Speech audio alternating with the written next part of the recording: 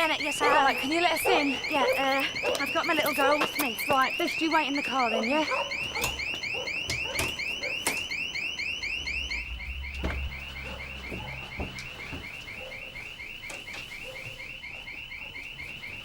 Tommy? No, nothing. You know, Tom, this is how they got in. Dave? What's happened? Who are you? I live here. Mr. Bennett, do you think you can... Turn that thing off, will you? Dave, you know him? He's a mate of mine. One of us from Barton Street. Cool, you got here pretty quick. I was on my way home when you know people ring. Any idea, Steve? No, I don't. It's kids probably trying their luck. Steve, it's every time we go out. Come on, sweetheart, let's get your coat on. Every time you go out? Yeah, you know, it's paint on the doorstep, bins turned over, windows put in. Well, you know what it's like. As soon as they find out there's a copper on the street. You lived there for years. Yeah, we'll tell you the truth, Dave. That's why I've had the place monitored. Why didn't you tell us? We could have done something about...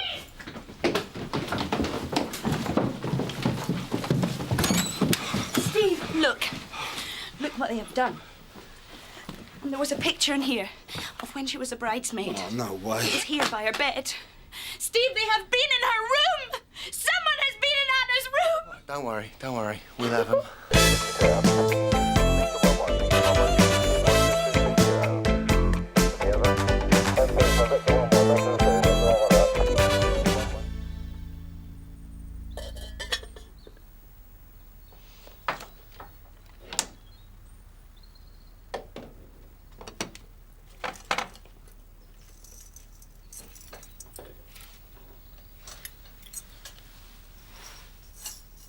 What time is it? Oh, yeah? 10:30. What are you doing? Can't find my watch. Open the curtains then. It's time I woke up anyway. Sometimes I really worry about you, you know? Do you? Good. Why's that?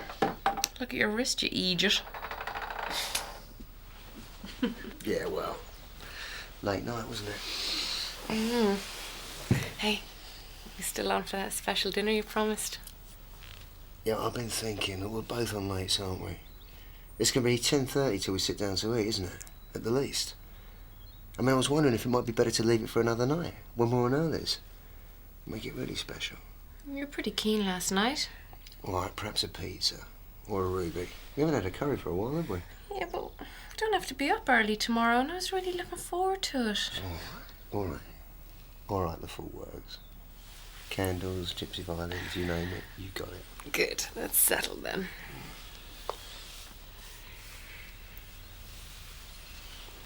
I better go. You're a bit keen to get into work, aren't you? Yeah, well, I thought I might pop into Steve, see how they both are. Okay. Hope they're all right. Yeah. See ya.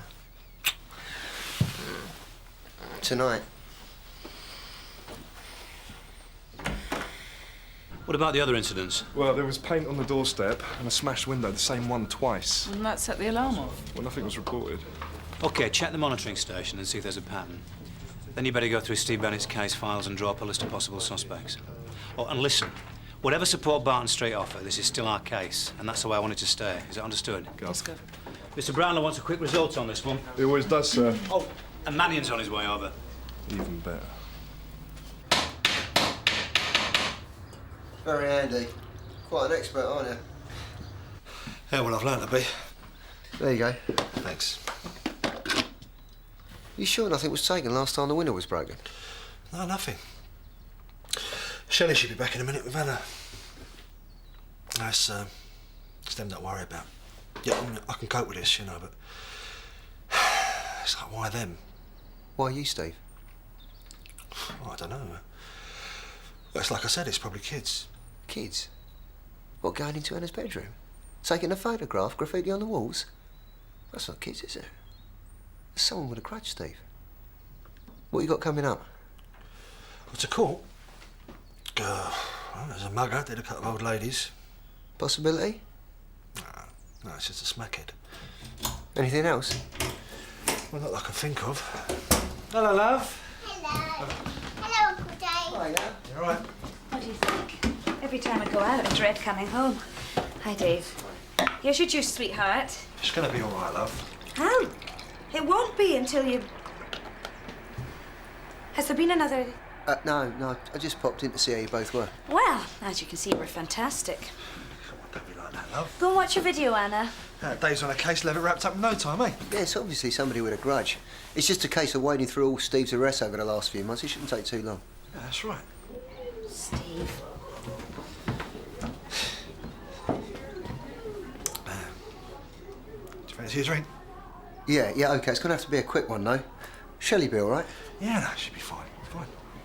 Come on. Listen, I've only got 20 quid on me. The alarm's come down the phone lines to our main server here. The sensor even sneezes and we're onto it. If there's no reply from the client, you guys get to know pronto.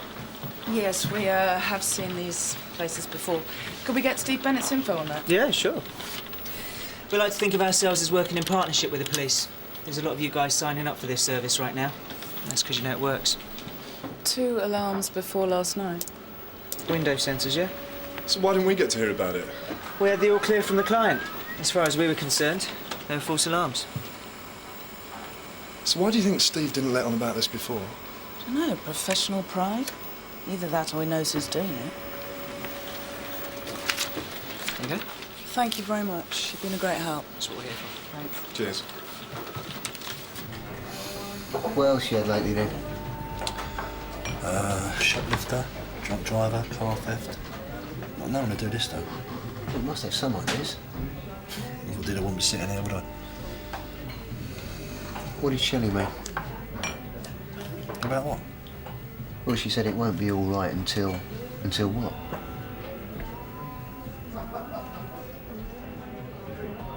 You're hiding something, aren't you, Steve? Well?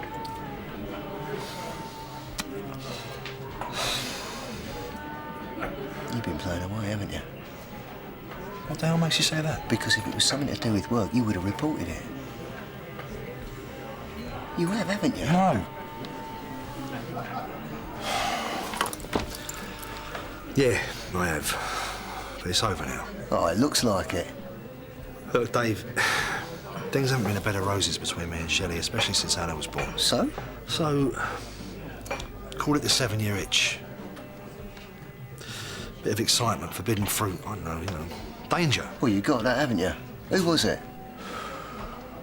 Someone at work. Oh, prat. It was a civvy with Valerie. It was nothing serious. So it was easy and available, is that what you're saying? What, you've never met anybody for the job, then? I wasn't married, was I? These things happen, that's all I'm saying. It was just a bit of a laugh, wasn't it? At first, and she started getting heavy, so I finished it. She couldn't handle it. She started phoning up the house, and when Shelley answered, she hung up. That started Shelley freaking out. So you told her? I didn't have much choice, did I? Do you think I should speak to Valerie? It's gone too far for that now, isn't it? Yeah, I guess so. Who's going to tell CID? I can assure you we're pulling out all the stops on this one. And what have you got to show for it so far? This is the first day of our inquiries, Guy. You must have some leads by now. Steve Bennett must have given you some. Not that I'm aware of. The only lead we've got, sir, is that this isn't the first incident involving the Bennetts. I know that, Derek. So why hasn't something been done about it before? We didn't know about it before. Your man hasn't exactly been straight with us, sir. Now we are on the case, we want it cleared up as much as you do. I mean, I know he's your officer, but these threats affect us all. Oh, something, Dad? Yeah, well, mislaid, actually. Can I help? No, it's OK, thanks. What you lost? It's not important. Thanks, anyway. Oh, fair enough. Look, about tonight, I'm not fussed. You know, if you've got something else on, it's only a drink after all. Tony, I said I'll be there, so I'll be there. OK? OK. I want all the stops pulled out here, Sergeant Stanton. I know Steve Bennett's on your patch, so it's down to you to investigate. But he's still one of my officers. And threats like this affect us all. Yes, that's what Mr. Brownlow thinks too, sir. Any luck? Well, there are 30 possibilities so far. None very likely. And what sort of people are you looking at? All sorts. Burglars, GBHs, D&Ds, TDAs, possession, you name it. I'd like a look at the list, if I may. Yep. Still, at least some good's come of this. What's that?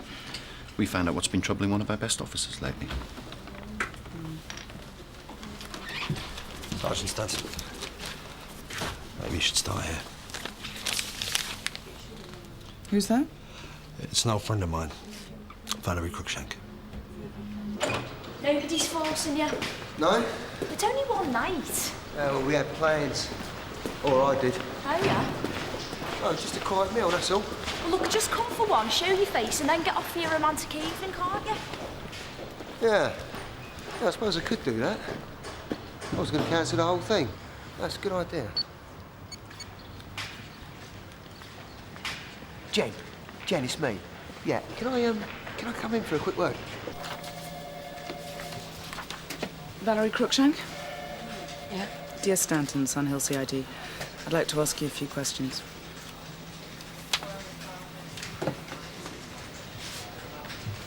Where were you last night between 9 and 11 o'clock?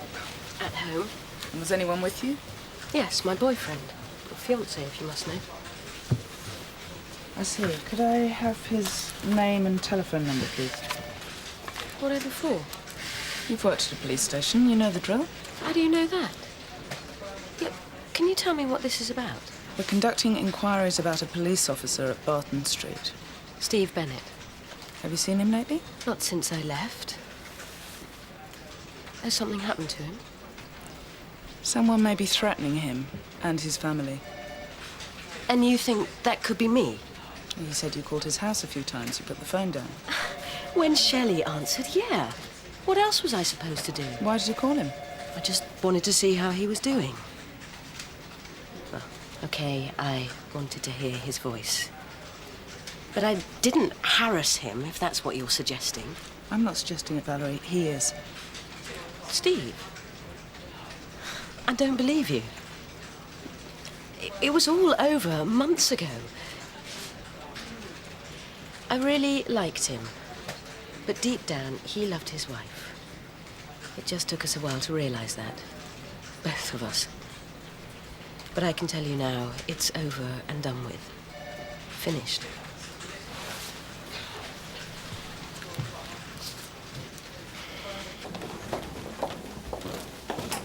Jen.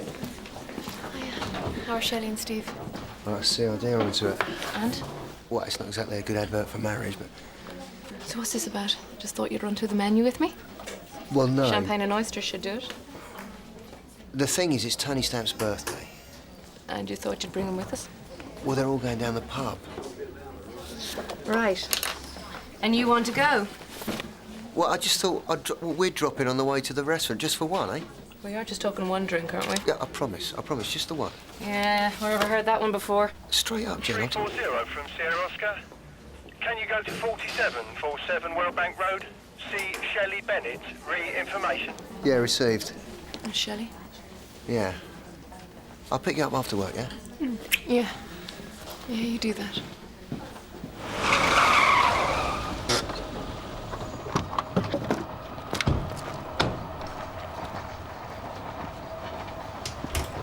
Dave.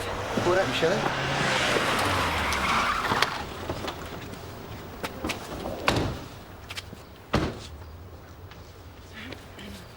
You didn't see who brought it? No, I was out. It was on the mat. I'm always out when it happens. This has nothing to do with Anna. Nothing. Right, we'll have to get this down to forensics. Dave, we need to talk to the neighbours. Right. I take it you've told them about Valerie. She has an alibi. She was with her fiancé. Well, if it's not her, who is it then? I've no idea. You must have some idea. I don't, Shelley, honest. Honest? Oh, that's rich coming from you. Shelley, look, I know this is hard, but it needn't be anyone Steve's dealt with. There are plenty of people out there with a beef against the police, full stop. And their wives. And their children. Yeah. That's right, love. Don't need protection. I'll speak to Mr. Monroe. Thanks, Dave. What do you mean? Well, you're going to need somebody with you here around the clock. It's the best thing. How do they always know when we're out? There must be someone just sitting outside all the time, watching. Shelley, we don't know anything for sure. I can't stand this. I'm really sorry about this, love. Don't give me that. Look, I said I'm sorry. Don't you realise, Steve? I've heard that once too often. Who's doing it, Steve? This isn't some chancer. They're out to get you. And Shelley and Anna. You must have someone. Dave, if I knew, I'd tell you. Cheers, Sally. Right. Two eggs into a bucket. Cheers, Happy birthday. Thank you. Not yet. Go, guys. Cheers, Tone. Thanks, Tone. How's Dave's mate? Oh, he's only been having an affair. You'll joke. No, with the civvy that worked at the station. More fool him. Well, pressure of the job, isn't it? Oh, and you'd know all about that, would you? Had my moments. What moments? Quite a few, as it happens. Yeah, I bet if you wear moments and all, old age and all that. I'm surprised you can remember that far back toes. Steady on. I'll have you know I'm seeing someone at the moment. What, married? No, leave it out. We're going to spend Christmas together. What, in sunny Canley? No, sunny Seychelles. Oh, nice one, Tone. So where is she tonight, then? I didn't think it was that kind of do, you know, couples. Yeah, I can't get over that Steve bloke. I mean, his wife, she seemed really nice, and that poor little girl. Big mistake, innit? Business and pleasure. Yeah. Just the one, yeah? Yeah. Your dress is lovely. No, you look lovely in that dress. Thanks. Are you sure it's all right for me to come? Yeah, fine. Only I'm probably not exactly flavour of the month at the moment. Look, I've explained to them what happened, and they're fine about it. There will be other partners there, won't there? Yeah, I expect so. Expect so, Dave. They will. Just wish I hadn't got so dressed up, that's all. I told you. You look lovely. Hey, coming in. We'll have to get copies of these, all right then. Tone, what's he saying about couples? Step up. Well, look over there, Dave. What's he bring her for? Jealous? No. Nick, this is Jenny. Jenny, this is Nick. I can't hold one of these for us, would you? No, you're all right. I'm going to get... Bowls packed, come on, take it. Cheers. Thanks. Tony. Really nice of you to come. Right, it's no problem. How's Jenny? Fine, thanks. You're not drinking? Well, I haven't had a chance to get to the bar yet. That's typical of Dave, looking after number one. What are you having? White wine. White wine coming up. Hey, your mate's been getting his leg over. Naughty boy. Who's that lucky so-and-so? Hiya, Jen. Well, that's quite the dress. Thanks. Yeah, you have to watch yourself from here with this, not wearing that. Oh, Dave? That mate of yours over at Barnes. Reg, if you're going to say what I think you're going to say, then don't. No, what system's he on? On? Yeah, because, well, you see now we tend to recommend the monitored packages, you know, because, well, you can't compare the response time. Yeah, Dave. On time. Oh, no, I'm not sure, pal. Oh, come on, get it down, yeah. You've got a lot of catching up to do. I like your dress, Jenny. Very classy. Well, there's one for a start who isn't fine about it. I think I better get the car keys. Well, I don't have to drink it, do I? Yeah, right. Wise move knowing him. And there's plenty more noshy for like that sort of thing, yeah? Dry or medium? Hey? The wine. Oh, she's waiting. I tell you what, Tone, I won't bother, thanks. What? It's no problem. I was going out with my mates anyway. I just thought I'd pop in and say happy birthday. Have a good night. Cheers, Jenny. Jay. Is that then, Tone? One of those moments. Jen, if Tony hadn't have bought me that drink, it'd have been It just isn't a... that, Dave. Then what is it? Oh, it doesn't matter. Well, it obviously does. OK. Well, this was a mistake. No, it wasn't. Yes, it was. You know it was. They're your friends. You haven't seen them in ages. It obviously means a lot to Tony that you're here, and they clearly don't want me around, especially Polly. So I think it's better if I leave. I'll come with you. No, I want you to go back in and have a good time. I'll see you later, then. No, I'll see you tomorrow. Fine, if that's what you want. Oh, look, I don't want to wake up to a load of beer fumes, do I? I'll see you tomorrow. Yeah. Oh, go on then, go.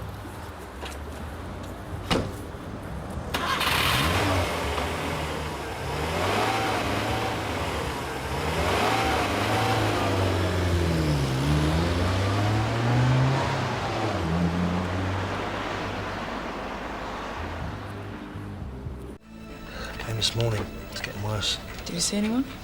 I was out, so was Shelley. She found it when she came home. You see this? There's a mark like that on the other one. Same place. Looks like a scratch on the photocopy. There must be thousands of photocopiers in somehow. Yeah, well, Proctor and I are off to see Mr. Mannion. Oh, yeah? Yeah, he said he had a lead. Well, what lead? Sorry, he didn't say. How's Shelley taking it? Not good.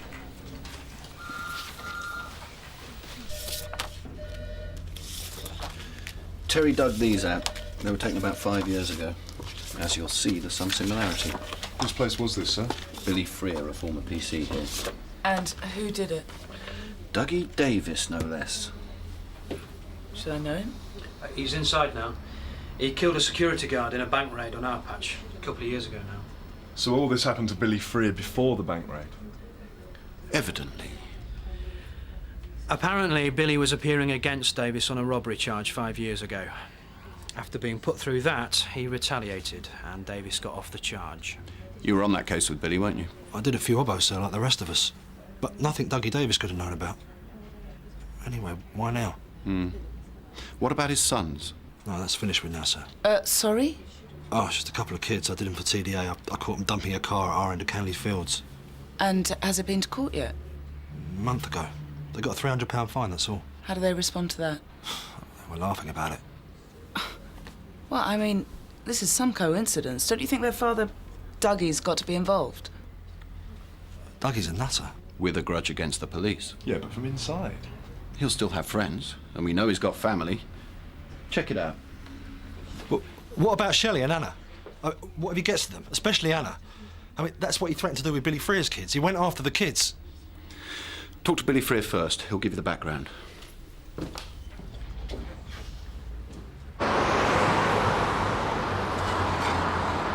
Billy Freer?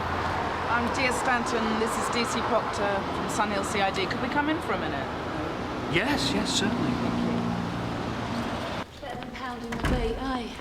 What? Keeping an eye on Shelley and Anna. Well, I'd rather nobody had to. They got another note then? Sounds like it. God, it must be terrible for Shelley. I'd say for both of them, wouldn't you? Yeah, of course. Where's Jenny then? Let's stick to one disaster at a time, shall we? Are you still worried? I don't think you know what Davis put me through. He has been inside for 2 years. He's mad. He was this far away from me when he threatened me kids. And I know he meant it, every word. So, what did it then? It had been going on for weeks. You could see him sitting outside the house most nights, watching us. And then I caught him hanging around the kids' school. Knocked 7 bells out of him, didn't I? Which is just what he wanted. Kept him on the streets for another year. Cost me my job. And my wife and kids. So where's your wife now? She left me after. So what have you done since? I've done a bit of door work, security. I drove a taxi for a while, but well, my nerves aren't what they were, you know, being out on my own. I'd rather keep myself to myself, tell you the truth. What about your old mates at Barton Street? I still bump into them from time to time, but they were never really one of the lads anyway. What I don't understand is if Davis's kids got off with a fine, why didn't he just leave it at that? Oh, that's Dougie Davis all over. So you think he is behind this? Well, it looks like it. Either him or his kids. All I know is there's no way I'm getting involved again, no way. And if you want my advice, as soon as he knows you're onto him, you two had better watch your backs as well. Makes you wonder who got the life sentence.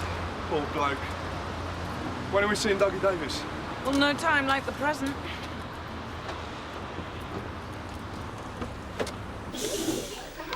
Happy as Larry, eh? Oh, you wait until we tell her it's time to come home.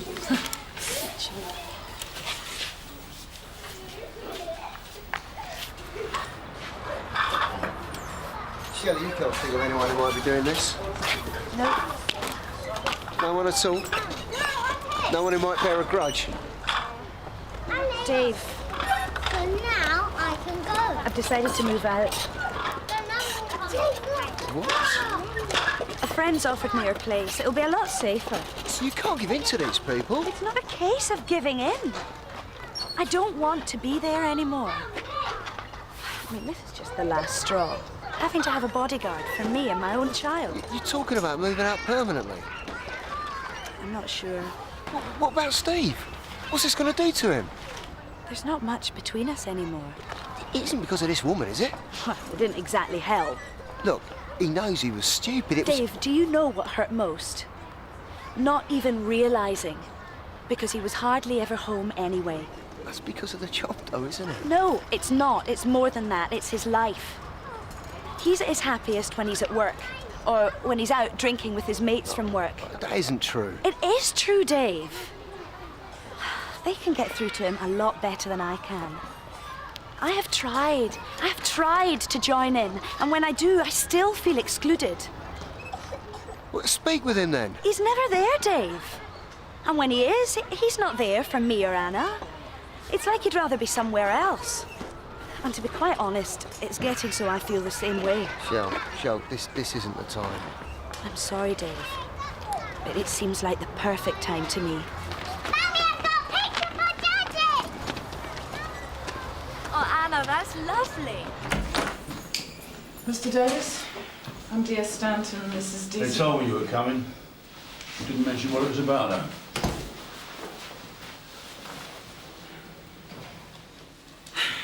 Had any visitors recently, Dougie? Word from outside? She your boss? How about your boys? Heard from them? Don't bother you then. Having her for a boss. Dougie. Have you ever met my wife?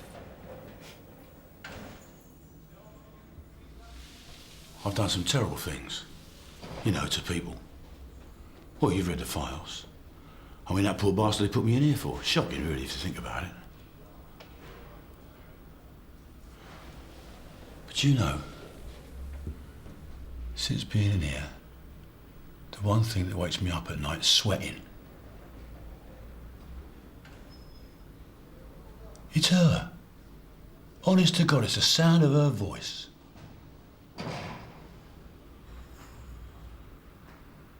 I'm telling you, I want to forget about all that, the lot of them. So what, you wouldn't raise a finger to help your own sons, even if they were in trouble? No, I wouldn't put myself out. How about yourself, then? Any unfinished business? Not for you to worry about, love. Are you sure about that? Yeah, I'm sure.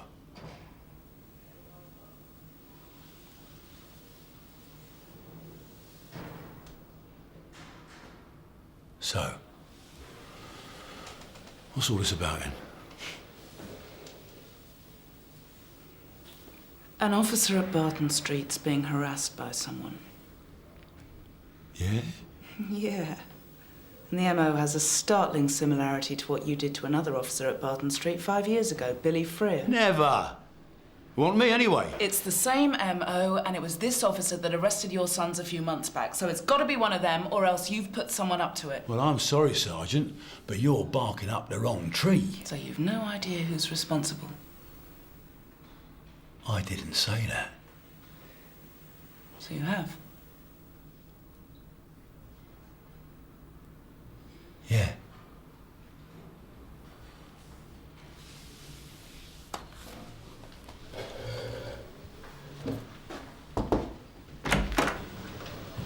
Good day, Sergeant. Constable. That's the trees, and that is all the straw. Oh. Here, Daddy. Oh, thanks, mate. It's beautiful. Dave, do you know they think's doing this? Not now, eh, mate? Would you mind taking Anna upstairs? Just give us a minute. Sure, Paul. What is it, Shell? Police on the doorstep. That's all they've ever known since they were that high. Well, they've probably got their father to thank for that, haven't they? Have you had any contact with your husband recently, Mrs. Davis? Only from his solicitor about the divorce. Oh, I'm sorry to hear that. Damned if I am. Look, the thing is, we just want a quick word to eliminate your sons from our inquiries. After the way I've been treated, even if I could help you, I wouldn't. Do you think Dougie had a point? She's a ray of sunshine, isn't she? Who's that one? Charlotte. Charlotte, I keep forgetting her. Do you think I should go down? No, I'll leave it for a bit, eh? Grandma, and where's the daddy gone? You're really good with kids, aren't you? Dunno. Daddy in bed, being lazy, eh? Yes. Sounds like it's calming down a bit. That's enough. Yeah, this is one. This is one. What's happened? They threw a brick through the window. I can't stand this. Well, where's Steve? He's gone after them. Dave!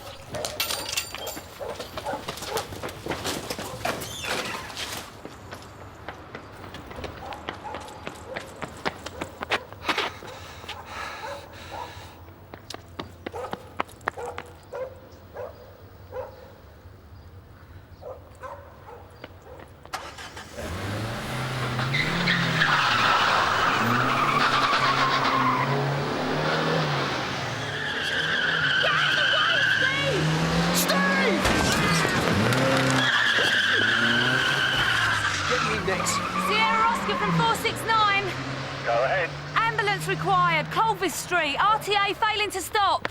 Steve! Steve, can you hear me? Did you get it? Yeah, most of it. I thought your officers were meant to be giving 24-hour protection. They were. Then how could the morons let this happen? They were inside the house at the time. Precisely. One wonders what they were doing there. Playing happy families. And now my officer is in hospital because your officers couldn't even catch the perpetrator. How come Steve Bennett was the first after him? Polly and Dave were upstairs at the time. Upstairs? Well, this just gets worse. Guy, I can assure you we're doing everything in our power. Frankly, on the evidence, I find that pretty hard to believe.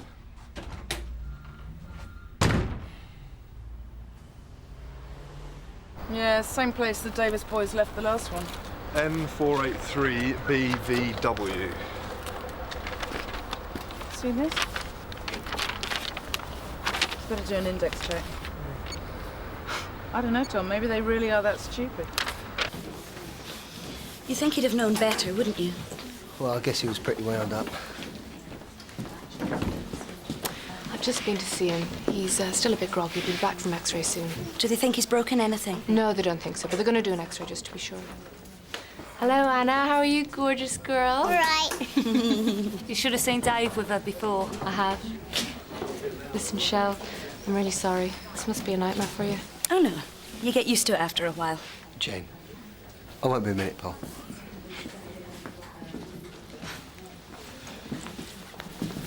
How are they?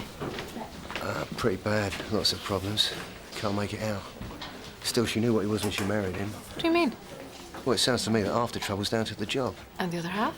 He hasn't exactly been an angel, has he? No, but he's not a bad bloke. And he's a good copper, too. Doesn't make him a good husband. Or a good father. Sometimes the job has to come first. Yeah, it does. Like last night. Yeah.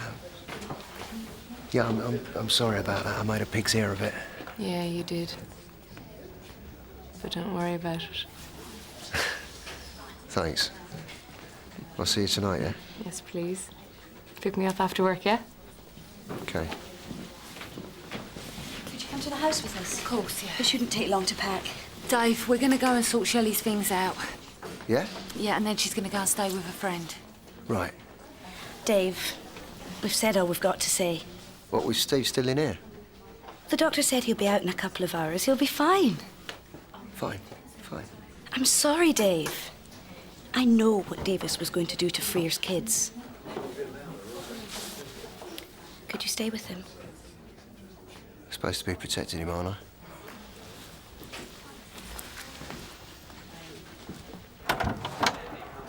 Not you again. We need to have a word with your boys, Mrs. Davis. You never give up, do you? Look, we're asking in the nicest possible way. Well, they're not here, so you can push off. Yeah, well, we'd just like to make sure. I'm telling you, they've been down the bingo all day. The bingo? That's all they ever do. It's the latest craze, in case you hadn't noticed. Listen. Their old man, he watched that policeman's house day and night, week in, week out, round the clock. He knew everywhere he went, everything he did. These two are screaming for their tea by 5 o'clock. They wouldn't know where to start. He was a lunatic, my husband. But these two are just stupid teenagers, that's all. Yeah, well, that really was stupid. Gov, they've gone out the back and they're headed right. Go, go, go!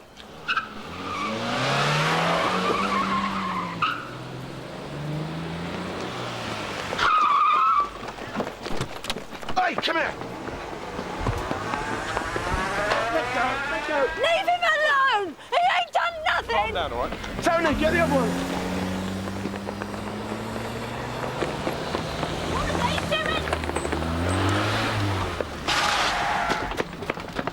What are you doing?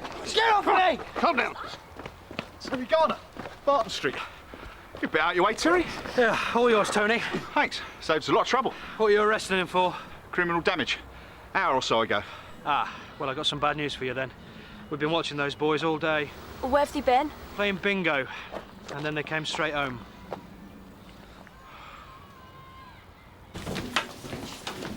Dave.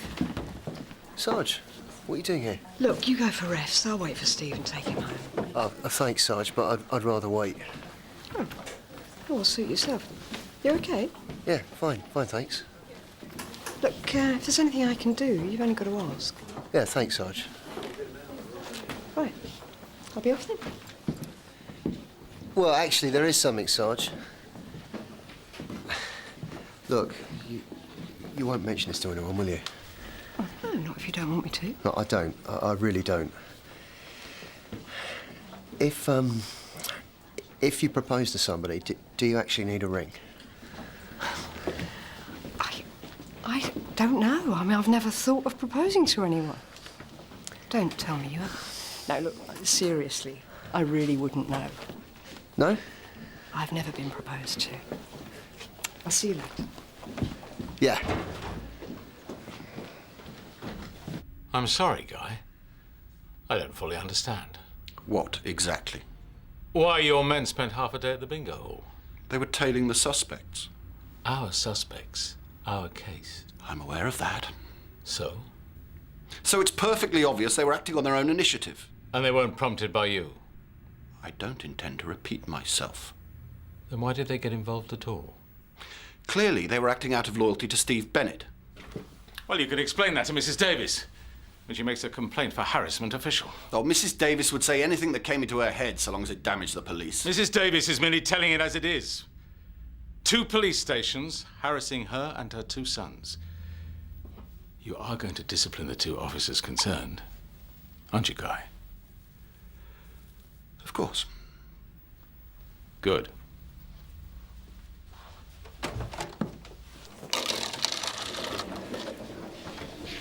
Dave. You okay? Nothing broken. Good, that's good. Where's Shelley? She's gone back to the house with Anna and Polly Page. All right, couldn't use a lift, could you? Yeah, of course, sure. Steve, there's something I should warn you about. Shelley, innit? Yeah.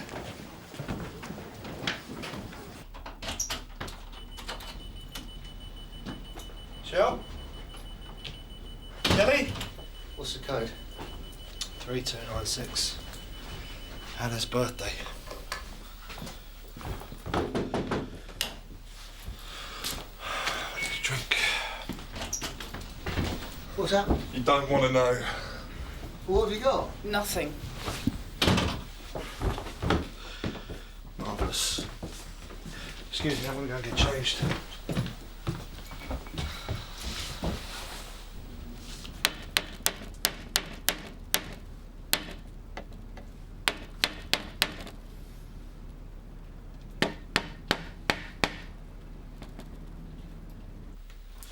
So we're back to square one then? Are you absolutely sure Dougie Davis couldn't have connected you with his robbery case? He never saw me. It was a couple of shifts, that's all. And apart from his sons, you've had no other involvement with him since? Why should I? Well, the point is, whoever's doing it seems to have a very good idea of your movements. Which means either they've been watching your house day and night, like Dougie Davis did with Billy Freer, or they know you pretty well. I was in today, when the brick was thrown. Well, perhaps whoever it was thought you were out. We haven't been back long, though. 5 minutes at the most. Look, Steve, just tell me, has there been anyone else? Another girlfriend, jealous husband? Do you think if there was, I wouldn't have let on by now? I mean, it's not like I've got anything left to lose, is it? Oh, Steve, look, we're not going to get anywhere like this. Like what? Like you drowning your sorrows. Well, as it happens, Sergeant, I'm off duty now, in my own home. Look, it is you. We're trying to help, all right? Yeah? Well, if you really want to do that, why don't you leave me in peace, eh? OK, we'll pick this up tomorrow. Right, sure you're going to be all right on your own? Well, I've got an alarm, haven't I? That's what it's for. You lot better sort this.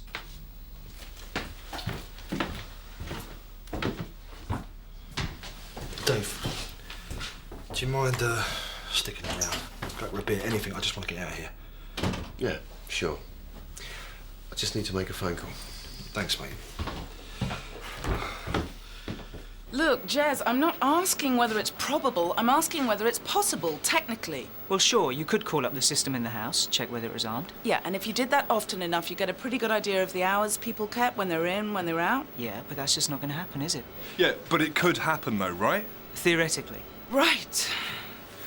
Can we have a list of your staff, please? Make a photocopy whilst you're at it.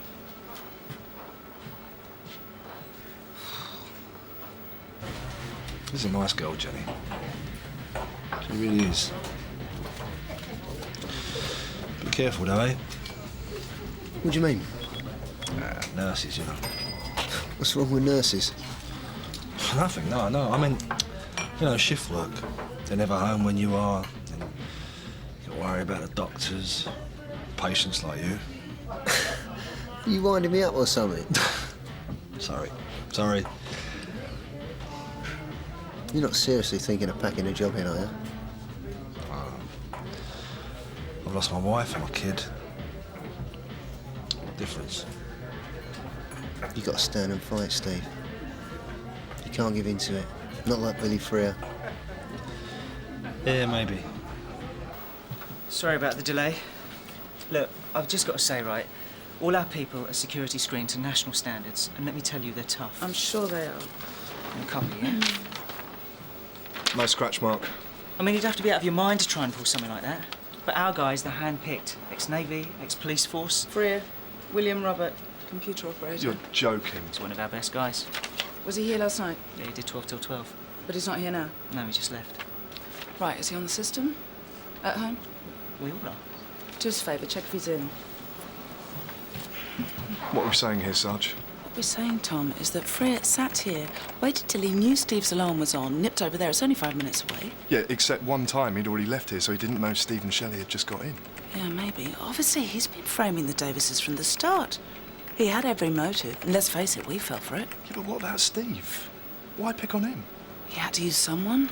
Maybe he just saw that Steve's name was on the system and took his chance. Yeah, but to go that far, and to do it to a fellow officer? Looks like he's at home. Right.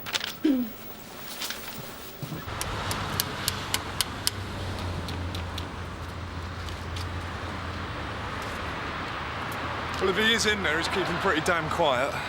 OK, see what the monitoring station says. I'll ask him here. Right. Yeah, Jez Hall. Excuse me, have you seen your neighbour, Mr. Freer, go out? No, I haven't.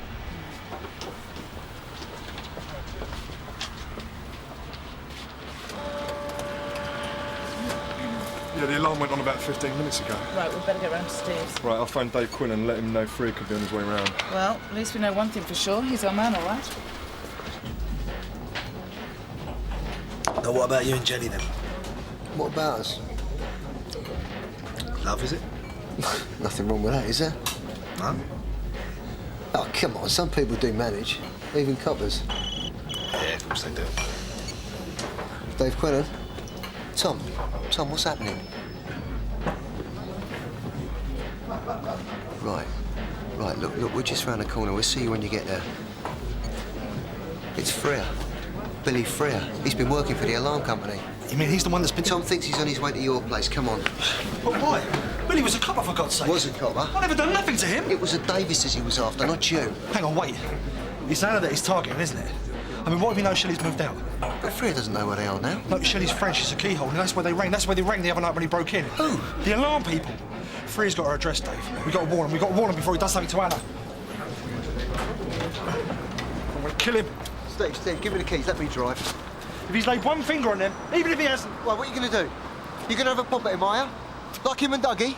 I mean, look what happened. You want to end up like him, do you? What difference does it make? He's destroyed my bloody life. Steve, think straight.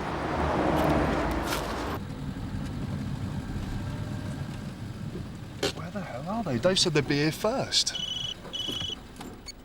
Tom Proctor? Dave? No, it's all quiet here, mate. What? OK, we're on our way. What's going on? They think Freya could be after Anna. They're going round to where Shelley's staying. Come on, let's go.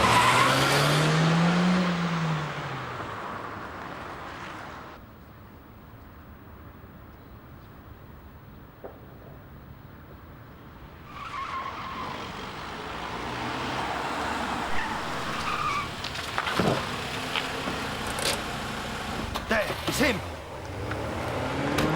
Gotcha.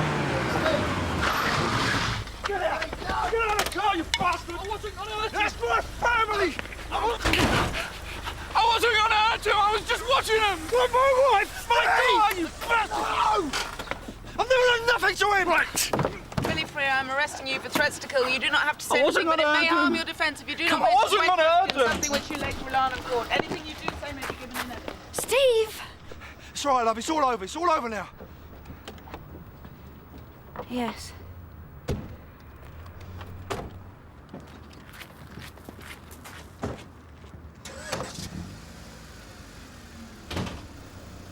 Come on, mate.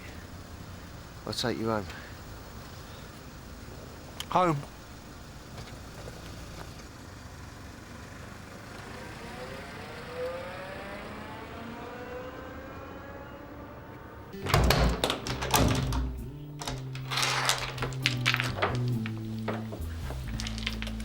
Look at the cat dragged in.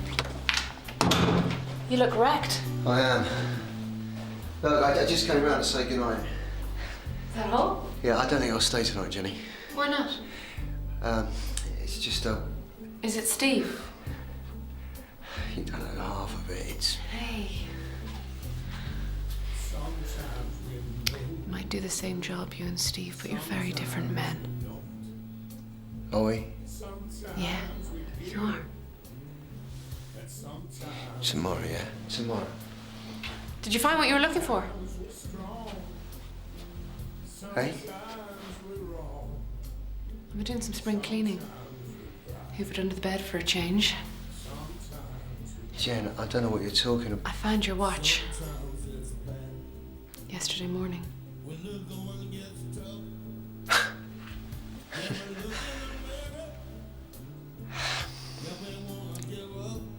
So last night at the pub, you knew? Looks like an engagement ring to me. It is. Anyone in mind? Maybe. Do I know her? Intimately.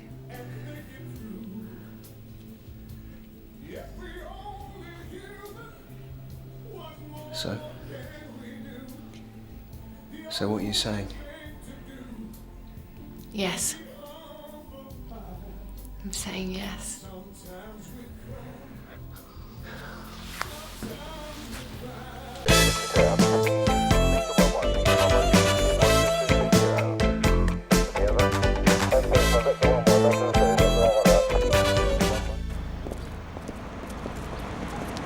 But it's how you react. You can't have a go at people like that. The bloke was out of order. I am not putting up with that kind of abuse. People get excited. We're supposed to calm them down, not join in. You're like a madman. I'll be surprised if he makes a complaint. Oh, of course he won't. He got off lightly. You're the one who's getting off lightly, mate, and sooner or later they're going to notice the state you're in most of the time. I'll give it a rest, for God's sake. All right, chaps. What's his problem? How long have you got? Oh, Tony, Mr. Monroe wants to see you. He's back now. Yeah, you and Dave quit before you go. Come in for early turn as usual, but you're going out for the day. Where, sir? Can't tell you that until tomorrow. But there'll be no refs, so you should bring sandwiches. Was this an obey, sir? No, it's a guard duty, but for security, you don't get the details yet. Mysterious. Royalty, I think. How long for, sir? A week. Yeah, but I'm on leave from the day after tomorrow. I know, we'll have to find somebody else. You should be pleased. It's an easy duty, never goes late. This'll be like your leave started already. Well, except I'll be spending that with my girlfriend, sir. Well, you'll have to make do with Tony for tomorrow.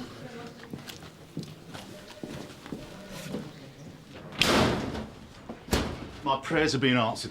Get a whole week away from you. What? Detached duty. Very easy, never goes late. Doing what? Right, hush, hush, need to know. All we can say is it's a very important guard duty, probably royalty. So spare us a thought when you're out there pounding the beat. Except I've got court duty for the next couple of days, and unlike you, I don't have to be up at 5 in the morning. Right, I'm off to the pub. And if you want to join me, I'll see you there.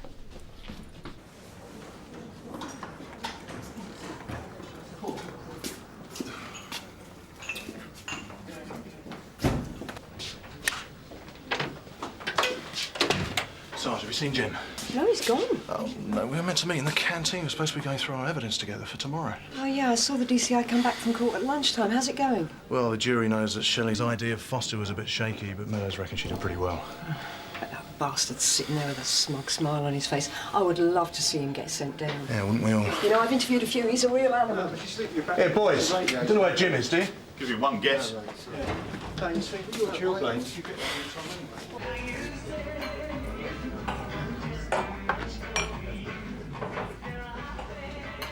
I thought we were meeting in the canteen. No, I thought we'd settle down in here over a pint and then we'd whip through it in no time. Well, you might have told me. I've been looking all over the station for you. Well, you're a detective, aren't you? What are you having? No, I'm working. Oh, come on, we're lighting up. Since when have you stopped drinking? I haven't. It just looks that way compared to you. Meaning? I saw you sneaking your little chaser. So what, I'm off duty? You think that makes a difference, do you? Well, I don't drink on duty, and what I do off duty is my own business. Yeah, sure, mate. Well, go on. You drink as much as you like. I couldn't care less. What is this? What, just because I want to sit in here instead of the canteen? You were bad enough in CID, but now you're back in uniform, you're worse. You're moody, you're unreliable. What do you mean unreliable? You don't even work with me. Oh, yeah, thanks. Oh, yeah? Yeah. You're unreliable because of your drinking. Everybody knows that. Ah, give it a rest. What do you know about it? Jim, hello. When are you going to wake up to your problems, Jim? No. When are you going to start minding your own business? Yeah, whatever. Look, I do not have a drink problem. The problem I've got is prats like you telling me I have. Well, what are we going to do? Jim! You just keep your opinions to yourself. Jim, what about these notes? Oi! Jim, you realise we're in court in the morning?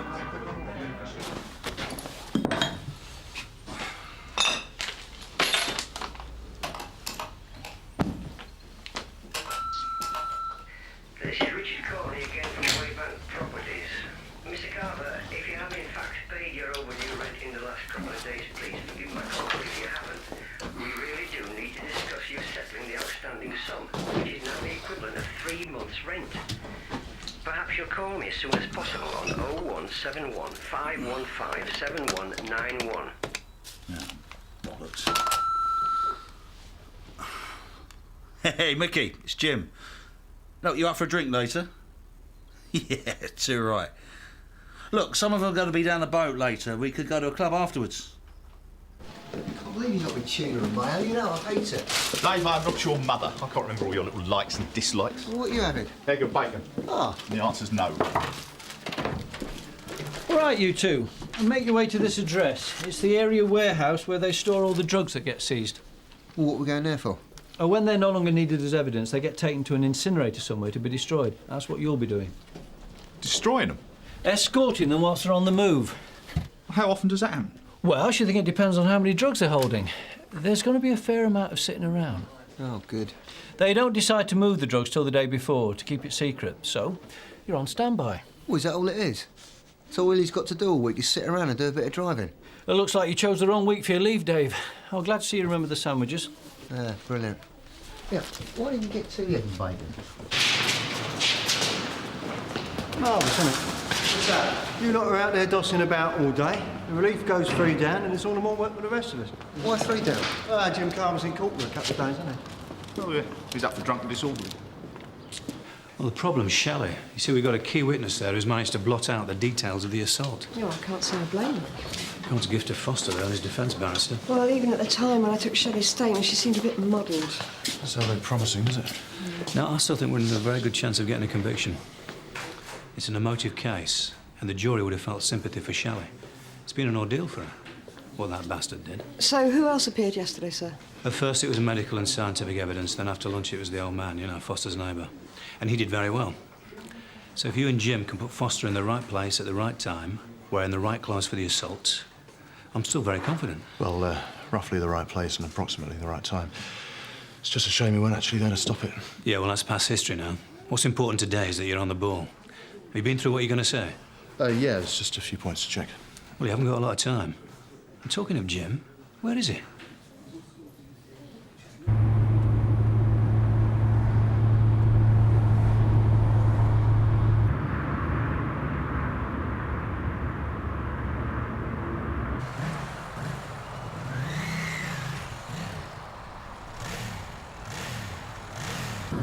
That's nice to get a breath of country air for a change. Don't breathe too deep when you get near the incinerator. You get a lung full of heroin.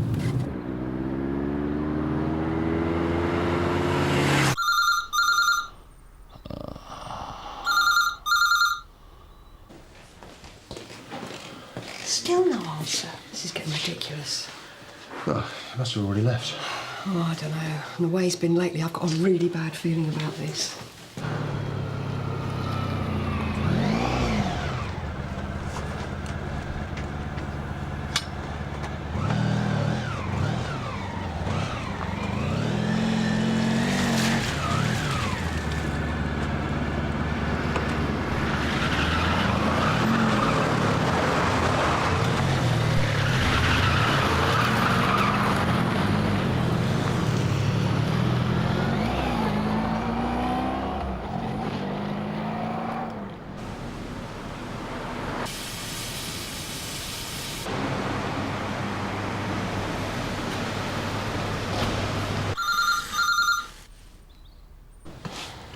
Here's Meadows. Still no sign of him? I think he's on his way. He bloody well better be. What's wrong with him? Well, I'm sure he'll be here any minute. He's probably stuck in traffic. Detective Constable's case. Good luck, Rod. Hey, Rod! Give me your mobile. Your phone.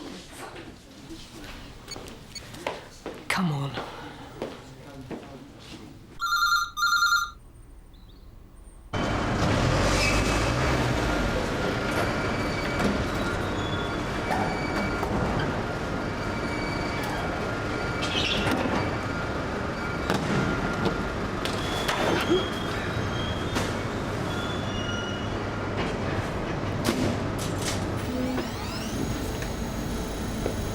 Gobsmacked.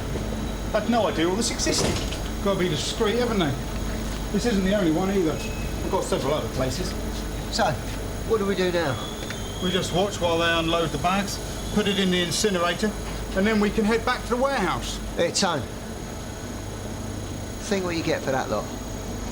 20 years, I should think. No, I mean the street value. See, that little lot there's got to be worth a few million to the dealers. I like to see them incinerated and all. Such a liberal, Tony. And the addicts that they supply. That's something I've never understood. All that misery and waste for just a few moments of pleasure.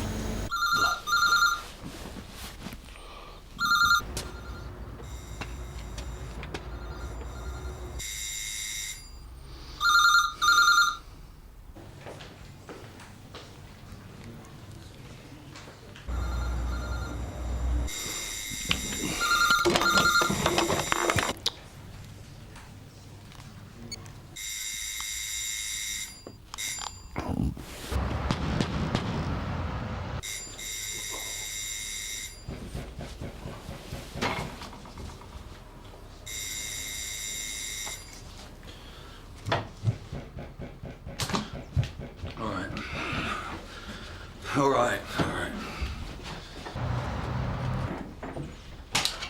Hello?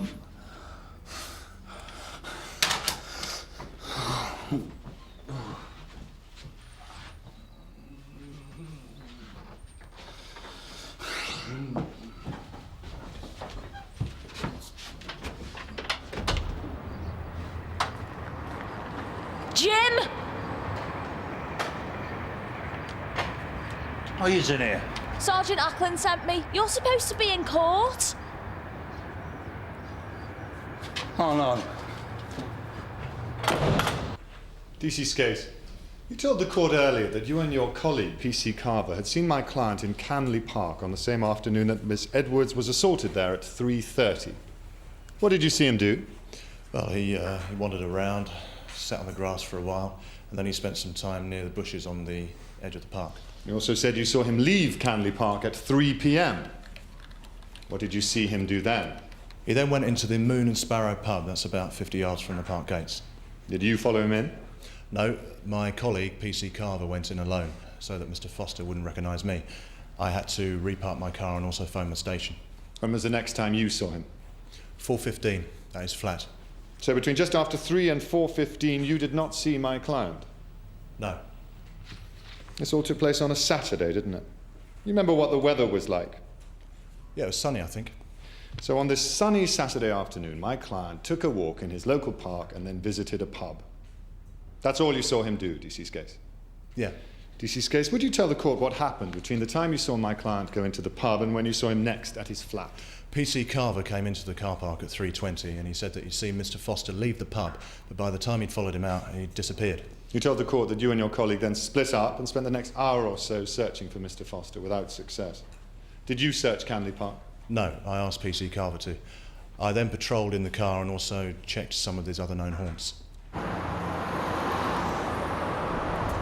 Yeah, Jim. Had the finishing touches. And what happened next? I received a radio message at 3:50 saying that there'd been a serious sexual assault on a young woman in Canley Park. When I arrived, Miss Edwards was with 2 uniformed police officers. As a result of what I'd heard, I decided I had enough evidence to make an arrest.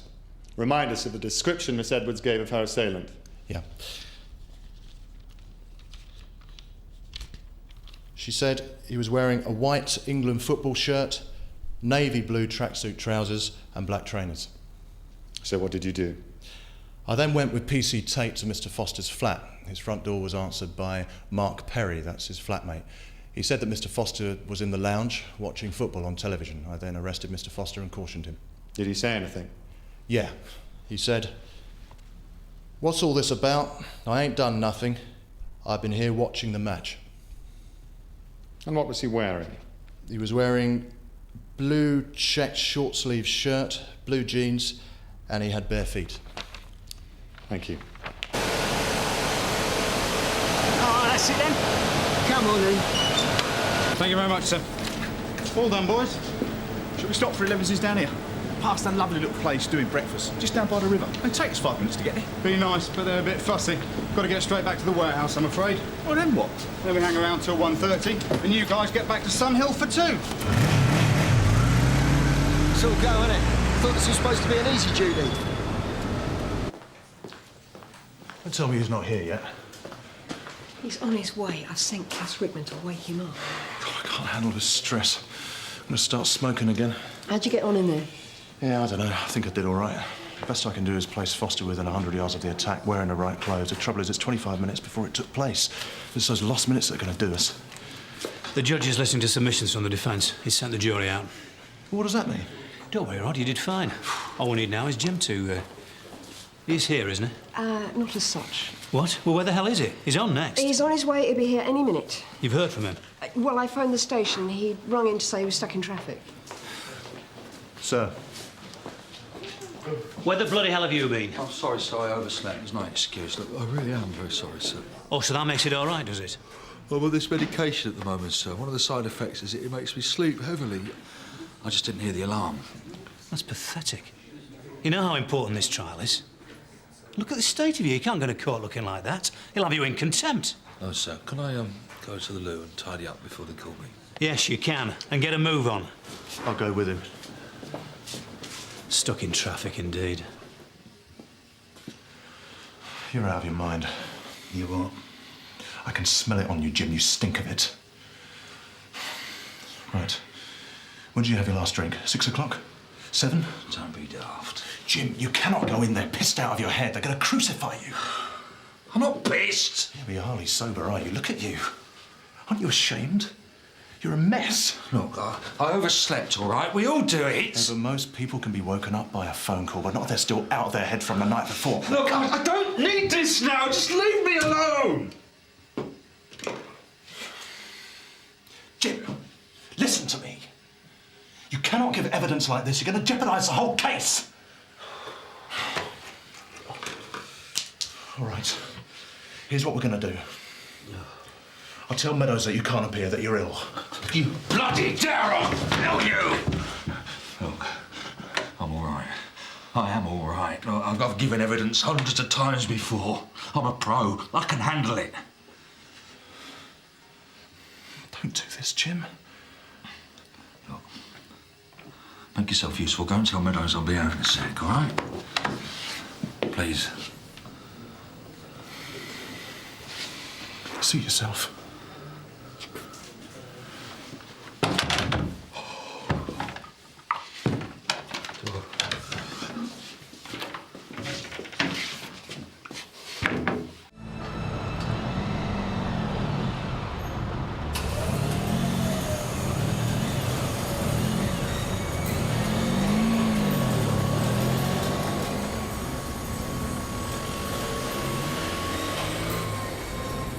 Where you go, Dave? Ain't so bad. A few days down here, a couple of runs out into the country. Well, you're welcome to it, mate. I've got better things to do.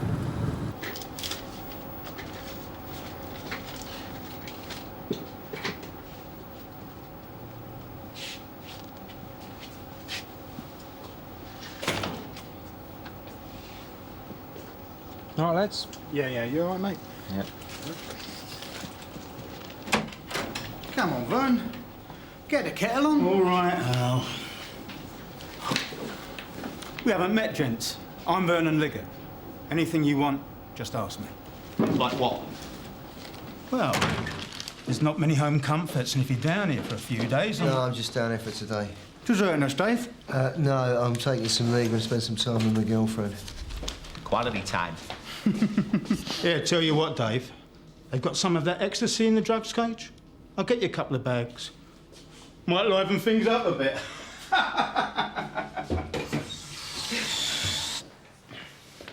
They're bringing the jury down. Where is he now? He's just tidying himself up, sir. Rod, do me a favour. Phone Sunhill and book him on, will you? June. I don't know what's happening with Jim Carver. Why is he on medication? I've got no idea, sir. First I've heard of it. I think it's just an excuse. PC Carver.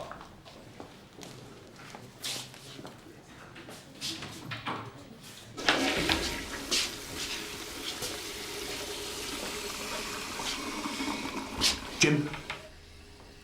Jim, they're calling you.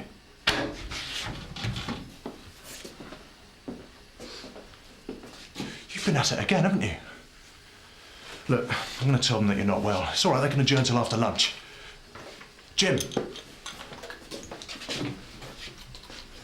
Jim! PC Carver. You a football fan? Well, I'm interested in it, yeah. You know a bit about the game? Yeah? Was there a match on the afternoon that Miss Edwards was assaulted? I think so. Well, I can tell you that England were playing an important match that afternoon. Not the type of match that a football fan would want to miss. Now, you told the court that you saw my client, Mr. Foster, in Canley Park that afternoon. What was he wearing? A football shirt and tracksuit bottoms. A football shirt. Of which team? You were following my client for some time. I think I noticed at the time, but I seem to have omitted it from my notes. Mm-hmm. Well, your colleague, D.C. Skase, noticed. He told us it was an England shirt. The ID parade must have looked like a team photograph. It's a familiar sight, isn't it? Football fans wearing the shirt of their team during a match, to show their support. Yeah? You say Mr. Foster was wearing tracksuit bottoms. What colour? Black. Black. As far as I can remember. They were navy blue. So, Well, didn't you make your notes together? after being in Canley Park, you told the court that you saw Mr. Foster go into the Moon and Sparrow pub and followed him in, whilst D.C. Skase stayed outside. How long would you say Mr. Foster was in the pub for? Quarter of an hour. And D.C. Skase says that he saw him go in just after 3. So that would mean that he left at 3:15? Could you speak up, please? I'm sorry, Your Honour. Yes. But D.C. Skase also says that it was 3:20 when you came into the car park to say that you'd lost sight of Mr. Foster. What happened in the intervening 5 minutes? I came out the pub and I went to try and see where Foster had gone. Did you turn right or left? Right. Right.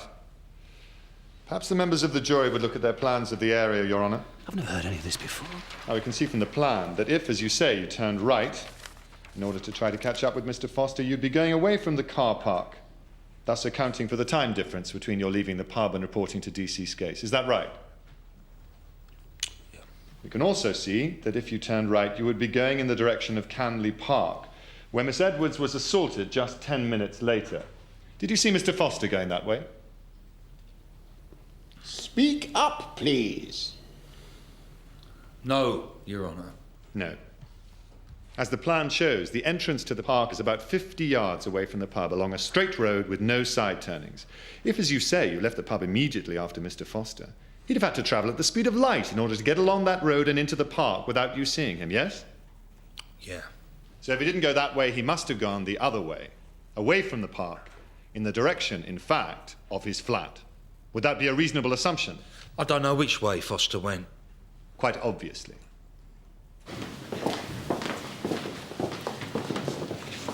Shelley, are you okay? Yeah.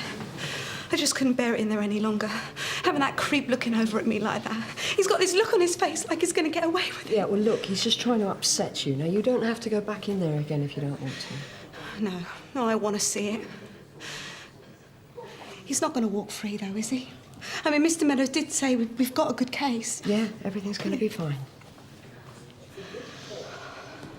If I could remind the jury, Your Honour, we have heard a witness say that Mr. Foster went into the pub, watched the kick-off on the television there, and then left at 3:05, saying that he was going to watch the rest of the match at his flat. Mr. Perry, his flatmate, says that Mr. Foster arrived at 3:20 and spent the rest of the afternoon with him. Now, this does rather conflict with P.C. Carver's assertion that he saw Mr. Foster leave the pub at 3:15. That's what you said, isn't it? Yeah. It's a big pub, isn't it? And we've heard that it was crowded that afternoon with 60 or 70 people who were watching the football on the television. From your position, could you see the screen? Yeah. So there you were, a self-confessed football fan on a routine surveillance, and on the television, England are playing football. You'd be forgiven for letting your concentration on Mr. Foster wander. When you're following someone, you don't just sit there and stare at them. Look, I kept glancing over to make sure he was still there. Quite. So you'd look away for periods of time. Perhaps at the screen, perhaps to buy a drink. Could you see the door? No. Oh? So, despite what you said earlier, you could not, in fact, have seen Mr. Foster leave the pub?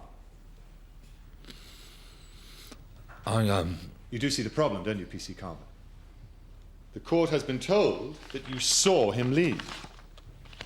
When asked what you had said to him in the car park, D.C. Skase replied, he said he had seen him leave the pub, but by the time he had followed him out, he had disappeared.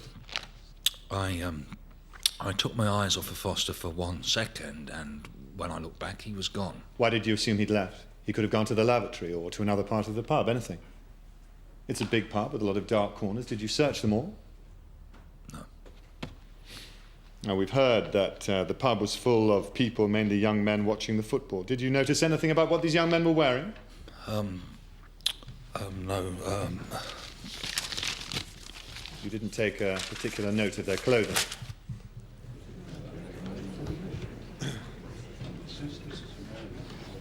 Are you all right? I'm sorry, Your Honour.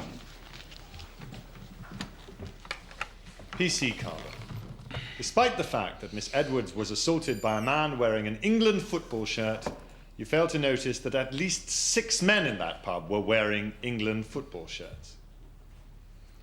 I put it to you, P.C. Carver, that you lost sight of Mr. Foster in that crowd. You didn't see him leave the pub. You cannot say with any certainty when he left the pub, or even if he left the pub at all. No further questions, Your Honour. Bloody idiot. He's blown the evidence right out of the water. P.C. Carver, you may step down. Thank you, sir. Your Honour, I would like to make a submission. Yes, Mr. Goodwin. Your Honour, I submit that the evidence of P.C. Carver so undermines the Crown's case that there is no case to answer. I agree. Mr. Green, do you have anything to add? No, Your Honour. Members of the jury, you have listened patiently to the evidence put forward in this trial, but there are times, for legal reasons, that a judge has to direct a jury to a certain verdict. This is such an occasion. Due to the contradictory and weak evidence put forward by the prosecution, I find that there is now no evidence capable of placing the defendant in Canley Park at the time of the attack on Miss Edwards. Therefore, there is no case to answer, and I direct you to a not guilty verdict. No! No!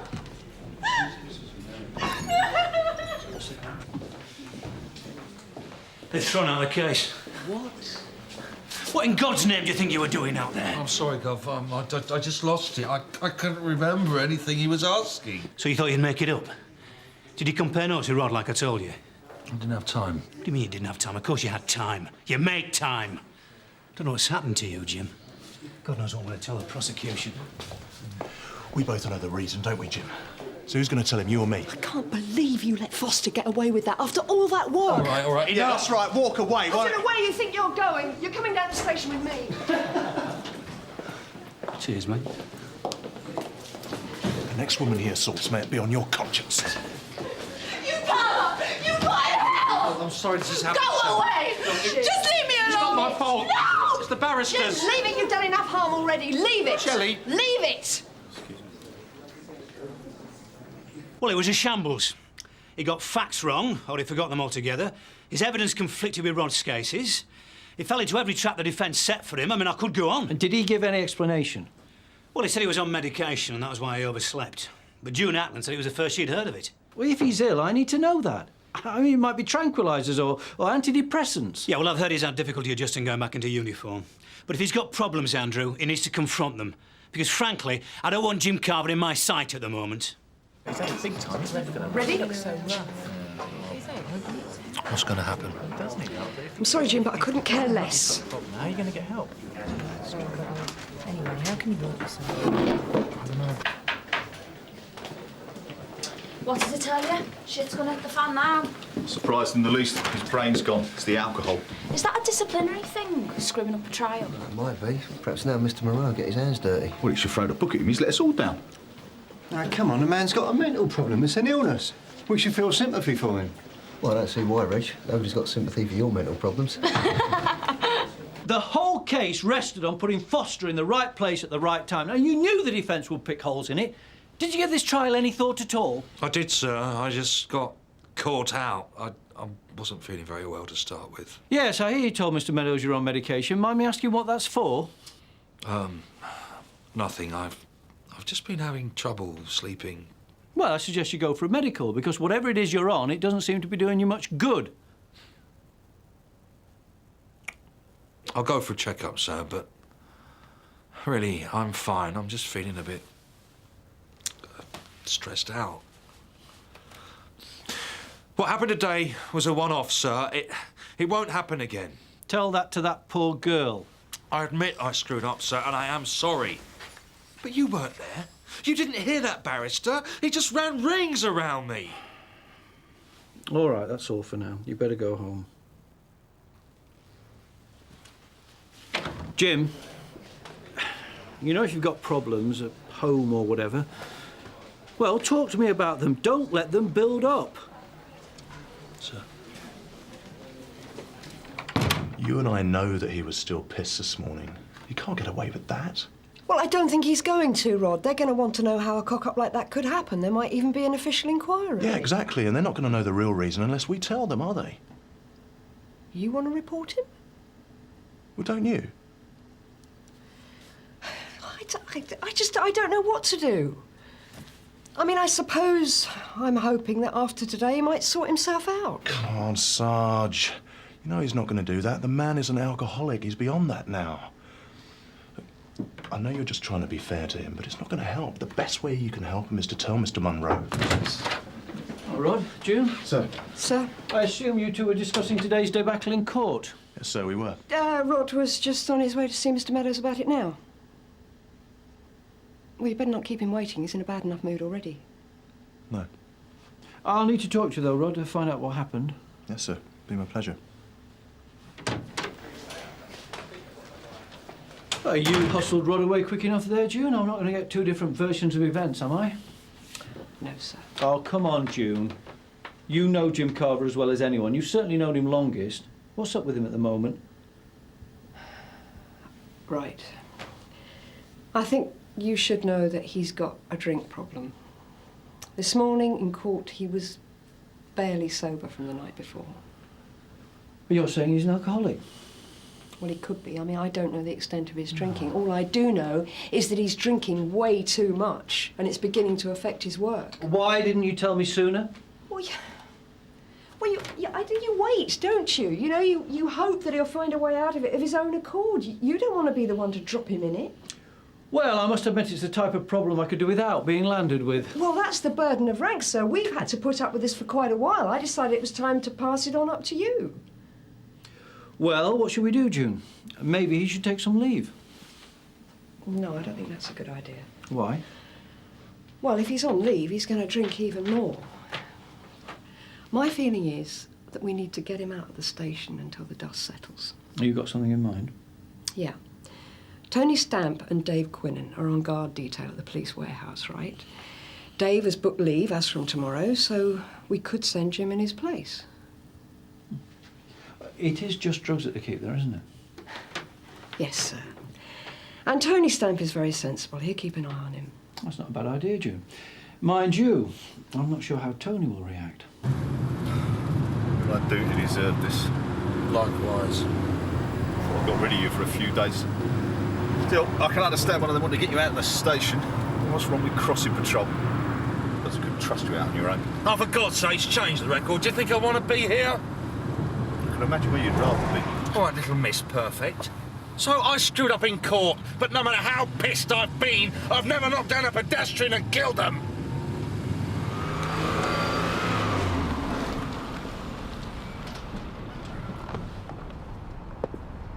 Oh, this looks like it could be a barrel of laughs. And before you ask, no, there isn't a bar. What about a canteen? Sandwiches, didn't they tell you?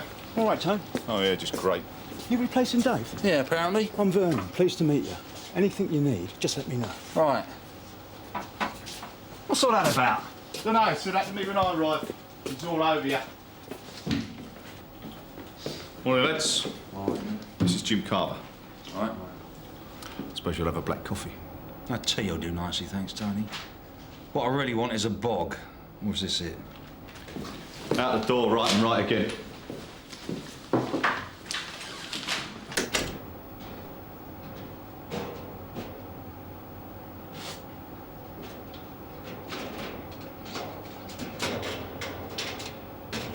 A man after my own heart. It's all right. Don't worry. Looks like we share an interest.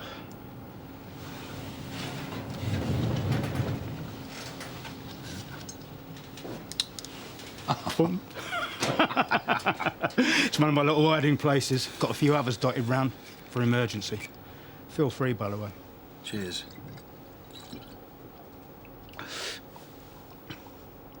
Not yet 7 o'clock. You're an early starter like me. This is breakfast. Here, tell you what. If you can last till you get off duty, there's a nice little pub round the corner. I'll buy you a proper drink. Oh, I can't. I've got to go back to the station with old misery guts at the end of the shift. So you'll be cold by now. Don't worry.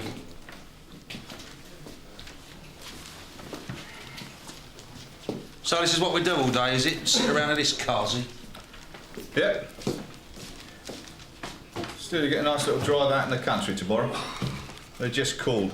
Got to escort a van load down to the incinerator. Oh, where's that then? Sheppy. Leave at 10.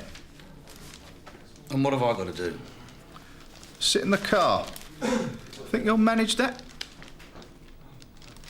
Sounds to me, Andrew, as if not only did he go to pieces in court, but the original investigation was inept as well. As Jim Carver was seconded to CID at the time, I really couldn't say.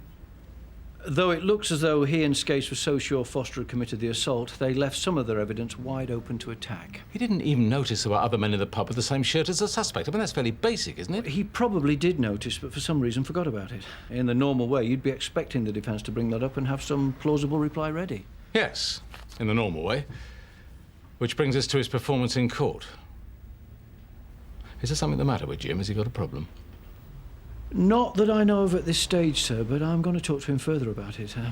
Obviously, something went wrong. He used to be so reliable. Absolutely. He's a good officer. But perhaps he's got something on his mind at the moment. I'll find out and deal with it. Yes, well, you do that, Andrew. Because I'm getting flack from the CPS, the victim's family, the press have got onto it. An area will want an investigation. This is a major cock-up.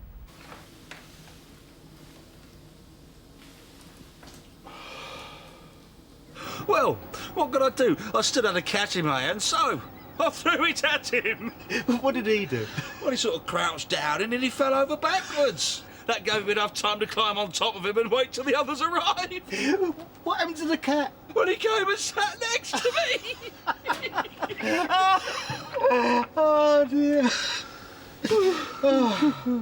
Coming down the warehouse must be pretty tame after all that. Yeah, well, it does feel like a punishment, but I could do with a bit of peace and quiet. Take it easy for a few days. Mind you, it can get pretty claustrophobic in here if you don't have the odd one out to the incinerator. No, it don't sound much, but it's the only thing that breaks the monotony. If you're unlucky and get sent down here in a quiet patch, you can go 2-3 weeks not see the light of day. Well, we've got one on tomorrow, but I don't think I'll be here that long. Tomorrow's back on, is it? I thought they cancelled it. Probably that big delivery that came in the other day. Well, there you go. A bit of a change of scenery. Mind you, there's some good routes and there's some bad routes, Jim. On some, it's not a pub for miles. On others, really great ones. Well, what about Sheppey? Oh, no, the best, mate. Here's a good one. Just on the swell as you go down over the bridge. Now, Keith, the driver's always on about it. He says it does the best pint of Kentishman in the area.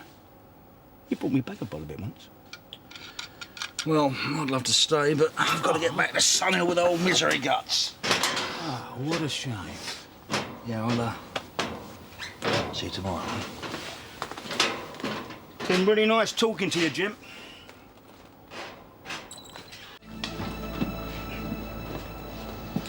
Right, that's the lot. You all right there, Jim? Yeah, I'm fine, thanks. I just went for a dodgy curry last night. I was playing merry hell with my giblets. Must have been one of those dinosaur curries. Megasaurus. I think it's still sitting there. Anything gets put in your stomach gets preserved in alcohol. Well, I'm going to pay a visit before we set off. Well, hurry up. We're all ready to go. Yeah, so am I.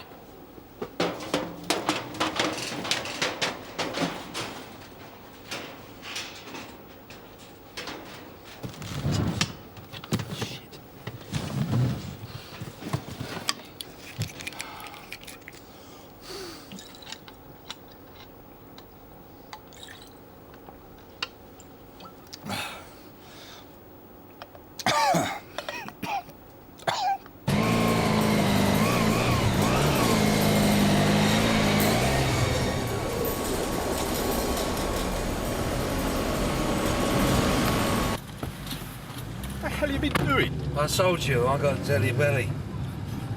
Don't breathe on me. You stink. If we were at Sunhill, I'll report you for being drunk on duty. Yeah, I'll bet you would, and all.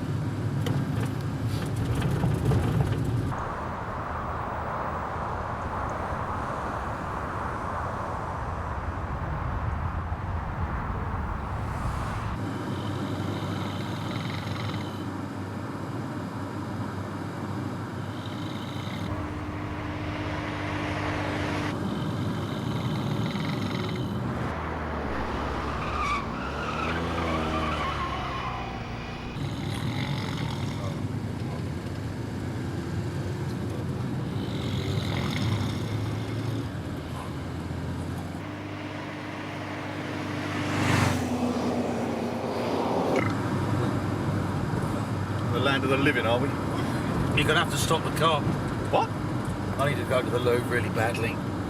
Lose out here in the middle of nowhere. Well, just pull over. I'll go behind the bush. Pull over? What are you talking about? We're in a convoy. I don't care. Just stop the car. No, forget it.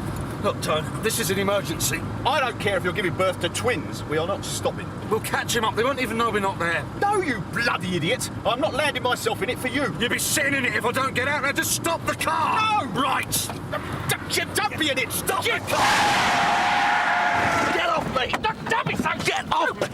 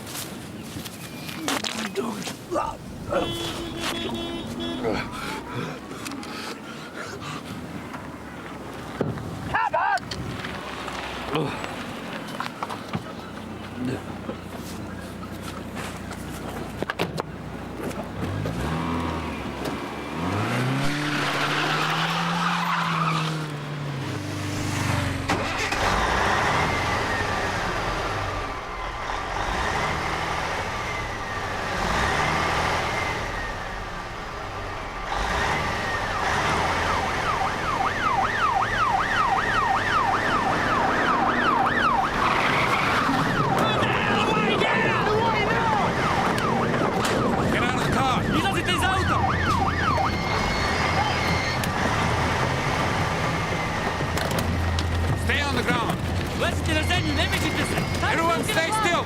Don't move! Don't shoot! Keep still! Marko, požuri! Brže, brže! Ja ću uzeti drogu!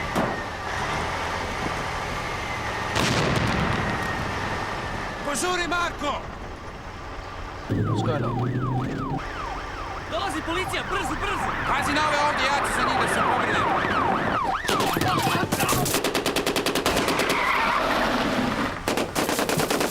Jim!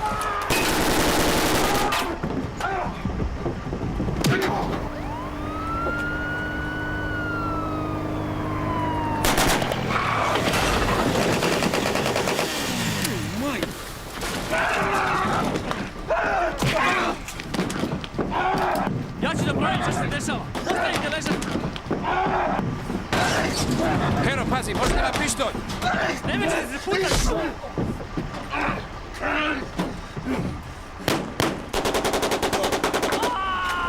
Ranim sam u nogu.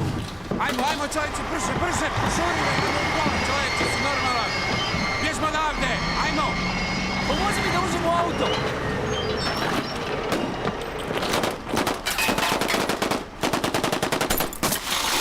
Vozi, bježi odavde! Vozi, čovječe, vozi! We're under attack! No. No. Oh, no. Hold on, mate. Hold on. You're all right. You're safe. You're all right.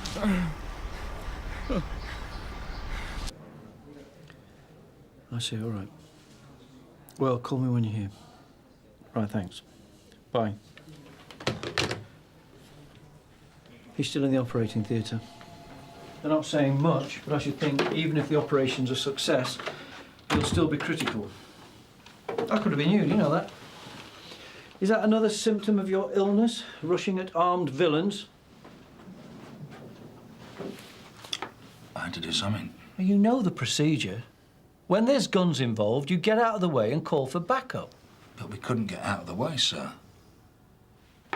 We were in the middle of nowhere. Where was backup going to come from? I don't believe you even thought that far. I think you acted like a maniac. Look, I caught one of them single-handedly. I made them abandon the raid. Don't I get any credit? All right, but if you'd followed procedure, we might have got all four of them, and we might not have a policeman with a bullet in him. Well, I disagree, sir. Things are already out of control when we got there. What do you mean when you got there? I thought you were in convoy. Yeah, well, we'd fallen behind. It was only by 1 or 2 minutes, though. Tony never mentioned that. Well, I suppose it'll all come out in your statements. It'll be Kent Police's investigation with Mr. Meadows running it from our end. I believe he's looking forward to hearing your version of events. I bet he is. Jim, you're going to have to watch yourself over the next few days. This is the second thing that's gone wrong for us recently, and you figured in both of them. Now, Mr. Brownlow's on the warpath, and I'm afraid even tackling a gunman doesn't excuse your performance in court. If any aspect of what happened today was a cock-up, down to you, they're going to be on you like a ton of bricks. The windscreen went, the front tyre went, and then Jim, he just got it. He just went for the... All right, can I buy anyone a drink? No, Chum. Right, so I'll buy myself one then. We were just hearing about this morning. Sounds like you're a bit of a hero. No. I broke procedure and I acted like a maniac. Nothing new there, then. Right, I think I'll forget about that drink. Tony, can I have a word? Look, mate, thanks for not telling Monroe about us dropping out the convoy. I didn't cover for you, if that's what you think. It's just that he didn't go into that much detail about what happened. It'll come out in the interview, sir. What you going to say? I'm going to tell them the truth. I had to pull over because you felt ill. I might not tell them why you were ill, but I'm definitely going to tell them that we were delayed because of you. Well, why don't you tell them... No, listen. I just told you what I'm going to tell them. I am so sick of everyone having to cover for you because you are continually pissed and screwing up all the time. Alan Glover was shot this morning, for God's sake, so no, that's the last time as far as I'm concerned. If you screw up again, or if I so much as smell alcohol on you when you're on duty, then I'm reporting you. One other thing, Jim. I find it very interesting that you made me stop just before they ambushed the convoy. Quite a coincidence, isn't it? What do you mean? It's obviously an inside job. Someone must have tipped him off. Now, wait a minute. I'm sure it'll come out in the inquiry. Mate.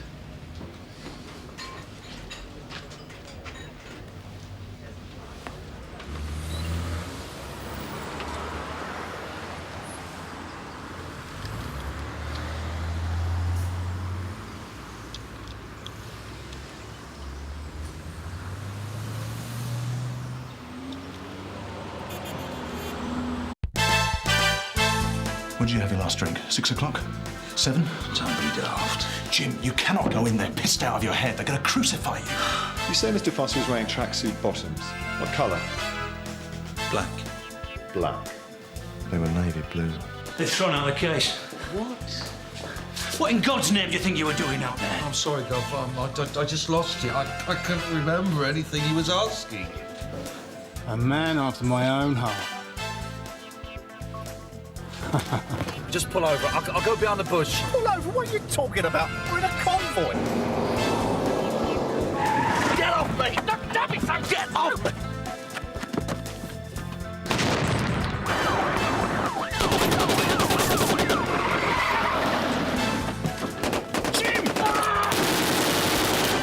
I made them abandon the raid. Don't I get any credit? But if you'd followed procedure, we might have got all 4 of them, and we might not have a policeman with a bullet in him. Things are already out of control when we got there. What do you mean when you got there? I thought you were in convoy.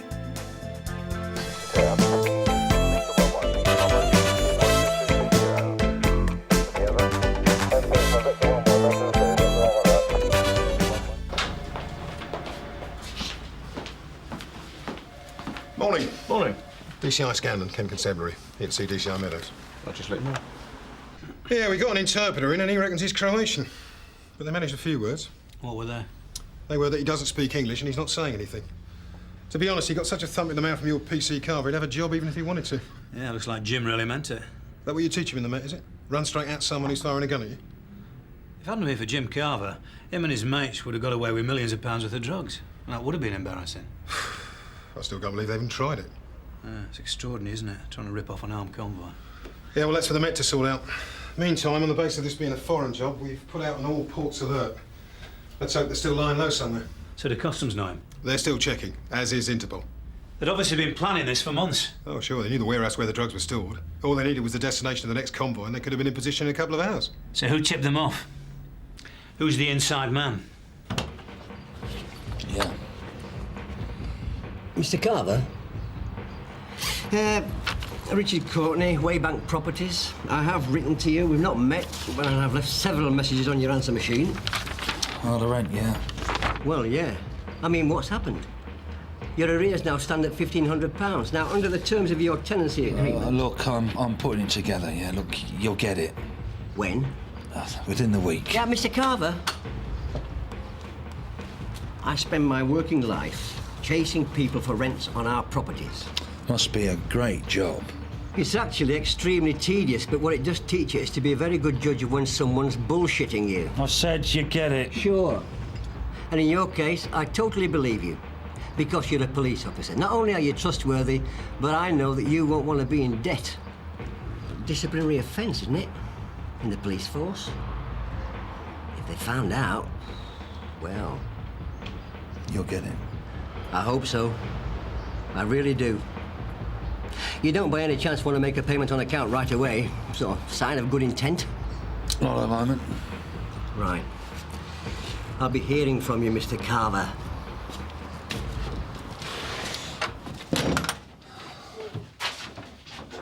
Well, I think the tip-off would have come from this end, the warehouse, rather than the incinerator.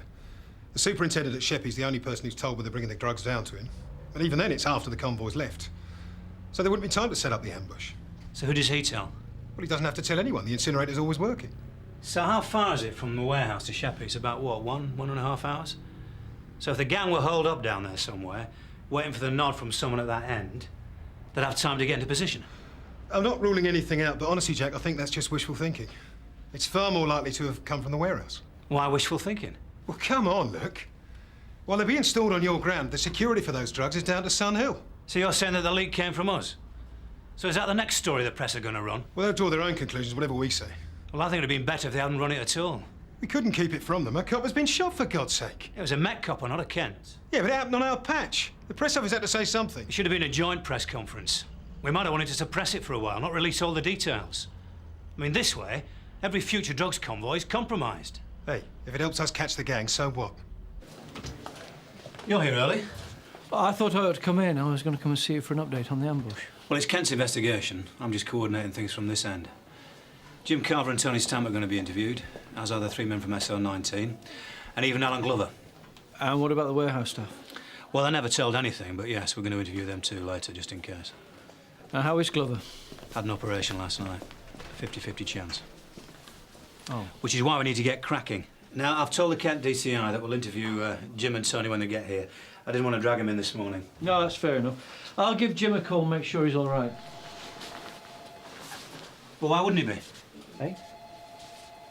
Well, you don't get shot at every day of the week. He might be a bit shaken up. Well, wouldn't Tony Stamp be shaken up too? He might well be. But I'll phone them both. I mean, I've only just got here. Look, is there something about Jim Carver that I don't know? Like what? Well, like, has he got a problem, you know, here or at home, or financial worries, whatever? None that I know of. Certainly nothing that would provide a motive for him being involved with this ambush. But I never said that. Why would I want to find him a motive? He's under suspicion. You can't help but consider motives. All I'm saying is that he couldn't possibly be involved. I only assigned him to the duty the day before. He knew nothing about the drugs convoy till then. Then we'll eliminate him after this interview. No, I was just making a general inquiry, you know, based on what happened in court the other day. I mean, Jim's not himself, is he? And it's not just going back into uniform. It's something else, isn't it? There's nothing I know of, but obviously I'll speak to him and try to find out. So will I.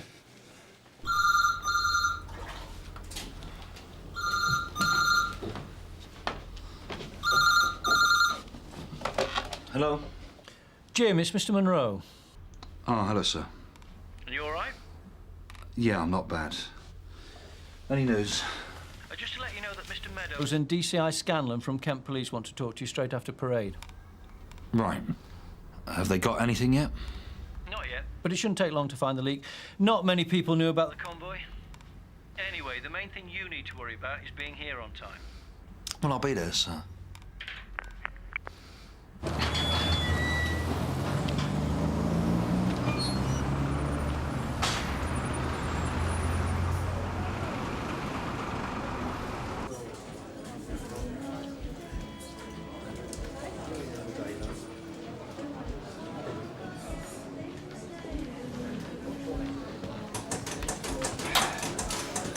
All right, Jim, what are you doing round here? I want a word with you.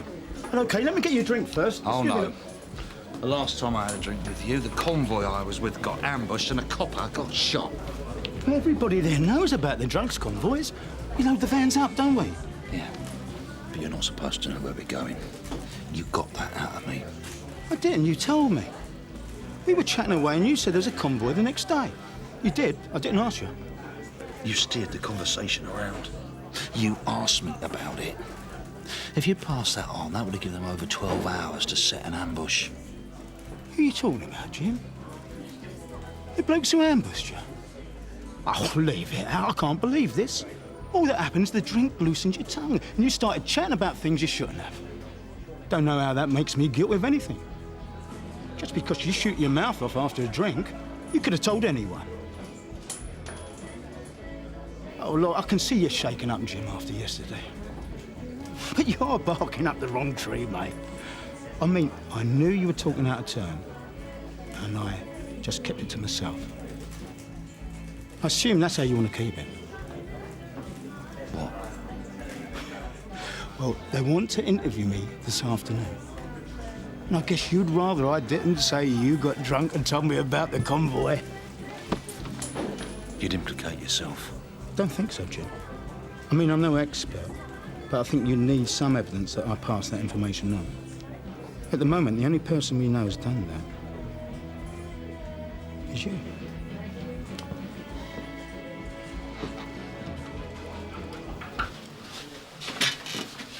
Tony, listen. When they ask us about the ambush, what are we going to say? About why we got separated from the convoy? We should get our stories straight. Don't try and involve me in a cover-up, Jim. Told you before, I'm telling them the truth. You were ill, and I had to pull in to let you throw up. But you're not going to say anything about why I was ill? You might going to say you were pissed. Tony, I was not pissed. Meadows has got it in for me at the moment because of the trial. I bet he has. And Monroe. So you're not going to say anything, are you? I'm actually insulted you think I might grass you up. Sick of covering for you, I think you deserve to be slung out. No, I'm not going to land you in it. You're perfectly capable of doing that for yourself. Well, as far as Jim's concerned, being there for that ambush has opened up a can of worms. Well, so what are you saying? Nobody's suggesting that Jim was involved, are they? He was only there for a day. Well, I don't know. Mr. Meadows was wondering whether Jim had a motive. I was asking if he had any problems at home, money problems. Well, I said I'd no idea, but... Hang on. I thought you were going to have a word with Jim about his drinking. I just haven't had the chance. Do you know why you were sick? I'd had a curry the night before that didn't agree with me.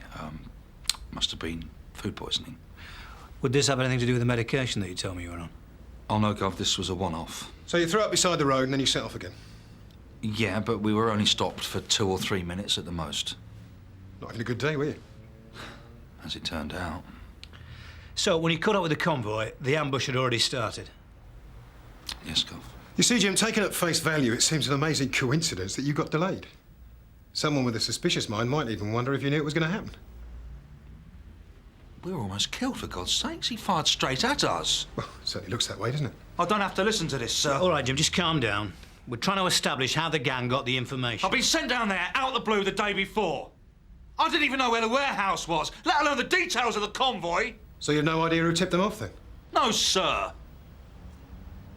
That Scanlon practically accused me of having something to do with it. Want to know everyone that I've spoken to. He did the same to me. I told him where to get off. Look, Tony. Did you tell him I was ill? Yes, I did. I told him you were ill. 595. Go ahead, Di. Tony, read your inquiry about Alan Glover. I've been on to the hospital and it's bad news, I'm afraid. His condition's got worse. They're going to have to operate again. Received. Thanks, Di.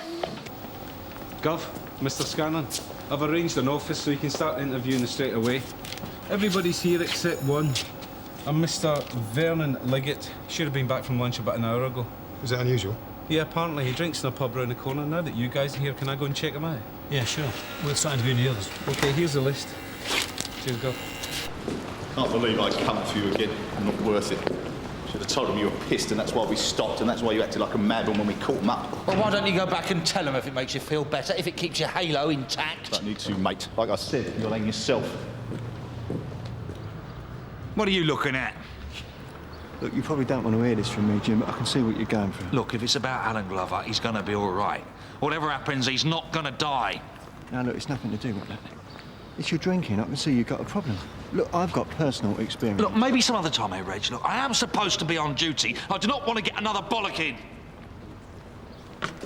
Gov, it's Duncan. Liggett was here at the pub. He was seen talking to someone when he arrived, and then he was seen leaving around 1:30 with what the barman describes as 2 foreign-looking blokes he'd never seen before. Apparently Liggett wasn't too happy about it. Have you got Liggett's address?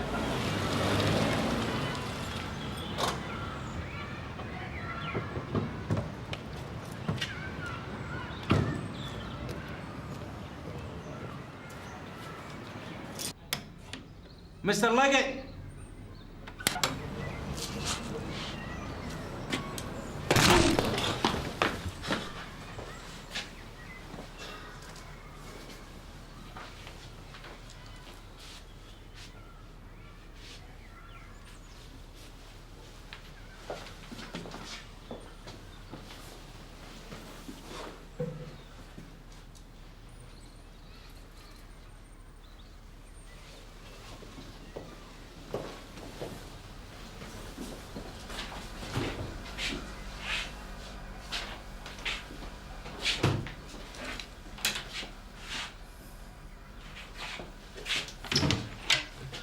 Oh. Hey ho. Here we go, eh? Whiskey. Yeah, OK, Duncan, I'll see you in a minute. Right, Liggett's not at his flat. Neighbours saw him leave this morning at the usual time and hasn't seen him since. But get this, he's got hundreds of pounds worth of booze there. Scotch, vodka, the lot. Celebratory party that got cancelled. Well, it doesn't sound like a party type to me. More the lonely drinker. He bought it last week for cash. Duncan found an off-licence receipt in his rubbish bin. Well, he's our man. Gotta be. These blokes that left the pub with him, it'd be nice to get a better description of them. Right, well, I'll send Duncan back down the pub, see if he can improve on it. Might be worth checking his bank account out as well. OK, you do that. And I'll see if these lads can tell me some more about Mr. Liggett. You're first, are you?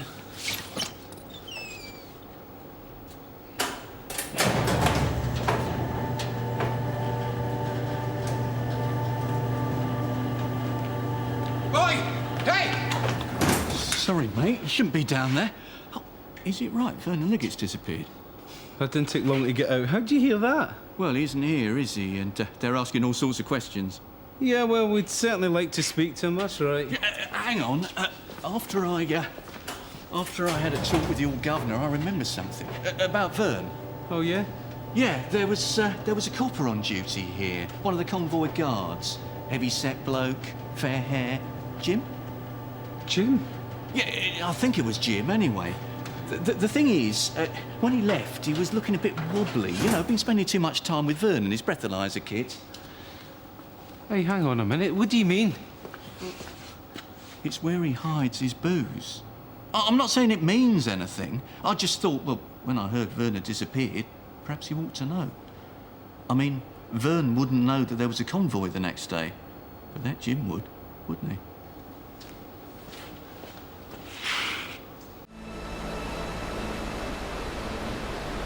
Is this your idea of being on the beat, PC Carver? Do you know a guy in the warehouse called Vernon Liggett? One of the porters? No, one of the storekeepers. You should know who he is, Jim. You had a drink with him. Well, that's what he told you, is it? Come on. Yes, I had a drink with him. The day before the ambush? What, the one full day that I was there? Why didn't you tell Mr. Meadows? What is this? What's Liggett been saying? Liggett has said nothing. In fact, he's disappeared. 2 men took him out the pub at lunchtime and he hasn't been seen since. Now, I reckon he's the gang's inside man. Slipping them details of all the drugs convoys. But he wouldn't be privy to the dates or the times. No. He'd have to get that off somebody who did know. Maybe the day before. Now, I fear for Liggett. Because these guys are hard men. They've already shot a policeman. They'd think nothing of wasting away a known entity like him. And if that happened, we'd never know who passed on the information. And you think it's me? All the police who were on duty there knew there was going to be a convoy, Jim. You were the only one who had a drink with them. I'm amazed you didn't even mention this. Oh, so now you've got it in for me as well? Oh, come on, I could have taken it straight to Mr. Meadows, but I didn't. Yeah, but now that I've admitted it, I suppose you just scamper straight back. Do you remember the credit card slips? The job interviews? I've already stuck my neck out for you before, Jim. So don't give me any of that nonsense. I'm just giving you a chance to explain. All right. Yes, I did have a drink with Liggett, but I did not tell him about the convoy. You sure? State you're in. I'm amazed you remember what you're saying. Oh, here we go. Well, I heard about the trial. You could barely stand up. You've been listening to Rod's case? And dropping out the convoy to be sick. It's bloody obvious, Jim. You've got a drink problem. I just wonder if you can remember what you actually told Liggett. I bet you blagged your mouth off. Piss off. You better tell Mr. Meadows all about this. What's the point? Meadows already knows that Liggett's involved. Now he's disappeared. What's it again? Except another bollocking for me. I don't believe this. Alan Glover's fighting for his life and all you're worried about is getting a bollocking. Well, you know something, mate? It just might do you some good. Now, look, one more thing and they'll just sling me out. You know what? I'm beginning to think you protest too much. I just might think you're involved with all this. And you're supposed to be hard up. Where are you getting all this money to pay for your boozing? You getting wee backhanders from your mates in the gang, is that it? Bastard! Don't even try it, Jim! The state you're in, you'll just look stupid. You better tell them all about Liggett. Because if you don't believe me this time, I will. Sorry to interrupt, Jack, you got a minute? Yeah, sure. Excuse me. £2,000 was paid into Liggett's bank account 3 months ago. Down payment. So, he'll have been given a retainer and the balance after the raid. Mind you, now that it's all gone pear-shaped. We're not going to find him. And assuming he was their inside man, it still doesn't explain where he got the tip-off from. 600 from Sierra Oscar receiving. Go ahead. Jim, when you come in for arrest, can you go and see Mr. Monroe, please? All received.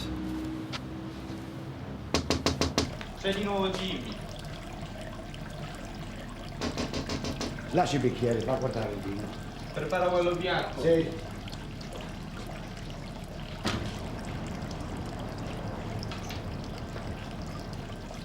You have a busy day today, Jim? Yeah. I need a pit stop. Okay, fine. We'll see what we can do. The usual, huh? Yeah.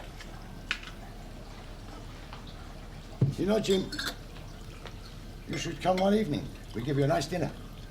Yeah. Cheers. You're thirsty today, Jim. Another one? Yeah.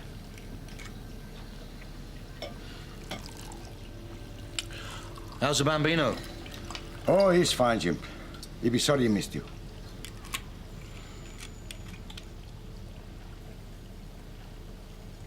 Jim.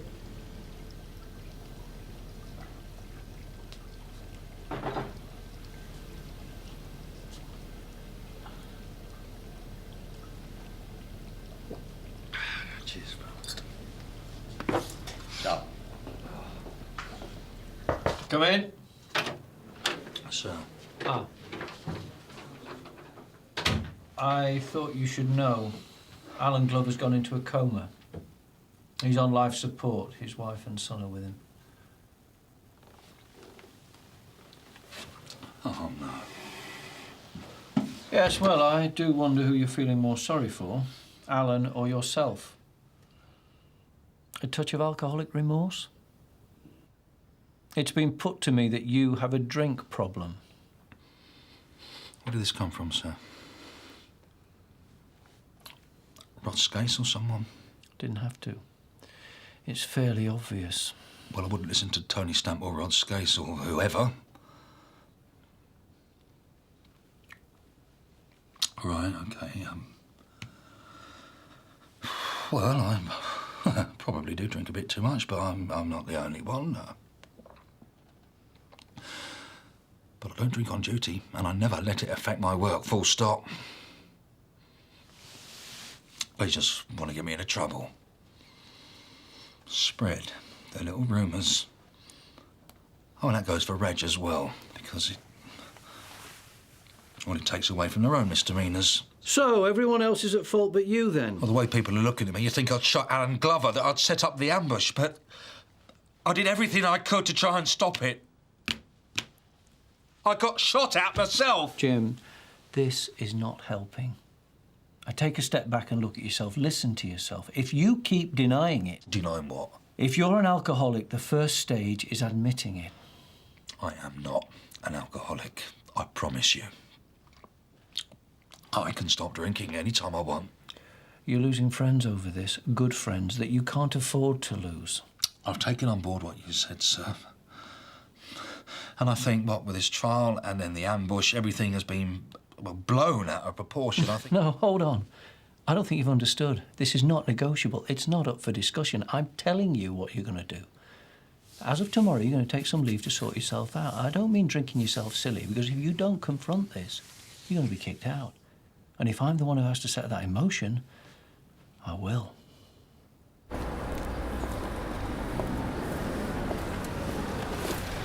I think Sunhill's that way. I'm on leave. I know. But it doesn't stop you going to see Mr. Meadows. That is where you were going. I'm off to the hospital first to see Alan Glover. What good are you going to be there? He's still in a coma. Stop putting it off, Jim. Look, the longer you leave it, the more you land me in it. Now, if you haven't got the bottle, I'll go and tell him myself. No.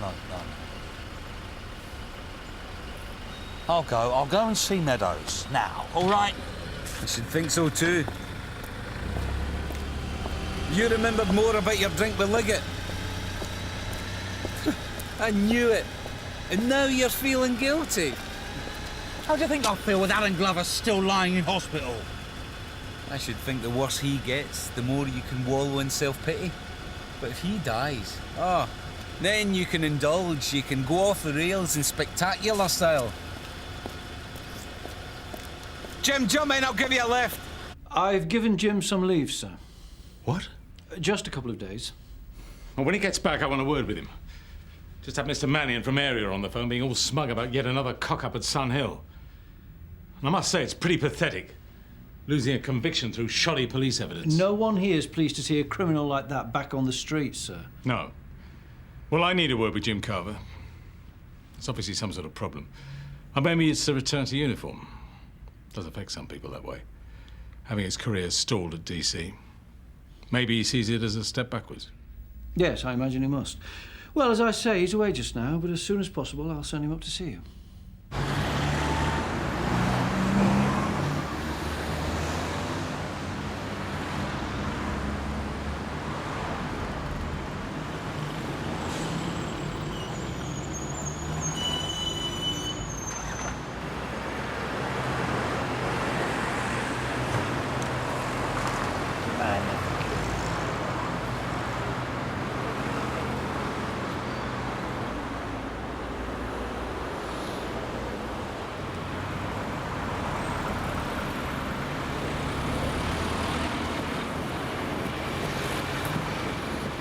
£4.80, mate. Cheers. 2 pints, please, George. Won't be a minute.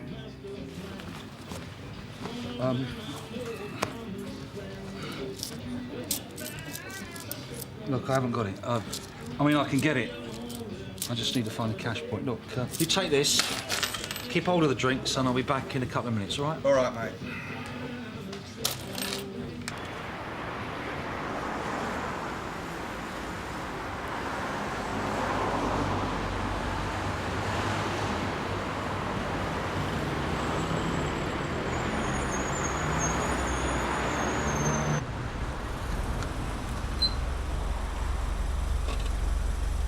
And whilst I would accept that the conflicting evidence of the two officers may have contributed to the judge's decision to direct the jury to bring in a not guilty verdict, I cannot agree with your assertion that it was this and this alone. The victim's identification itself was less than certain.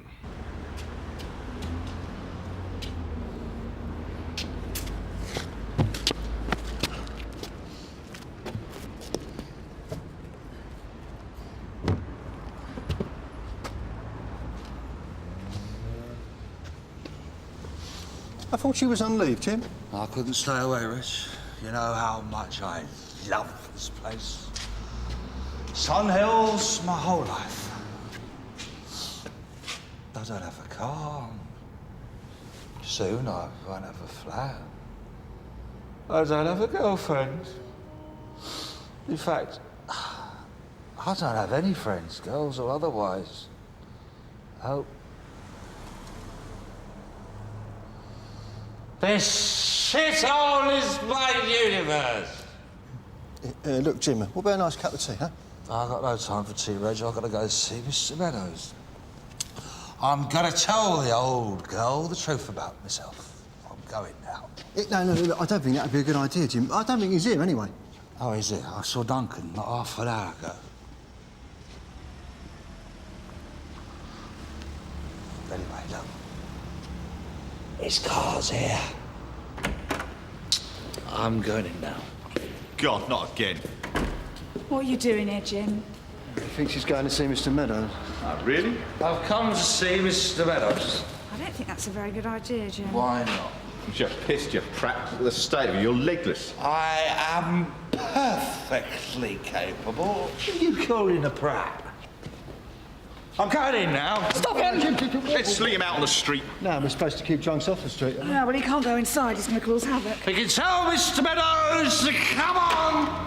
What the hell is going on here? He wants to see Mr. Meadows. If you think I'm letting him in the station like that, look at the state of him. Well, Sarge, can we just put him in one of the cells? No way. Perhaps Meadows should see him like this. Get him in the FME's room, quick as you can. Come on. Up you get.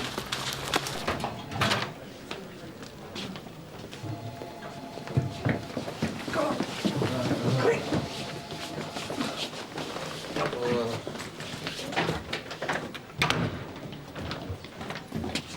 Hope he appreciates this. Won't even remember it. Andrew, Mr. Brownlow. I thought I said I wanted to see Jim Carver as soon as possible. But he's on leave, sir, I told you. Well, whether he's on leave or not, he's in the building. I saw him arrive half an hour ago. Oh, really, sir? I haven't seen him. He must have popped in for something. I'll try and track him down and send him straight up to you. OK, sir. Bye.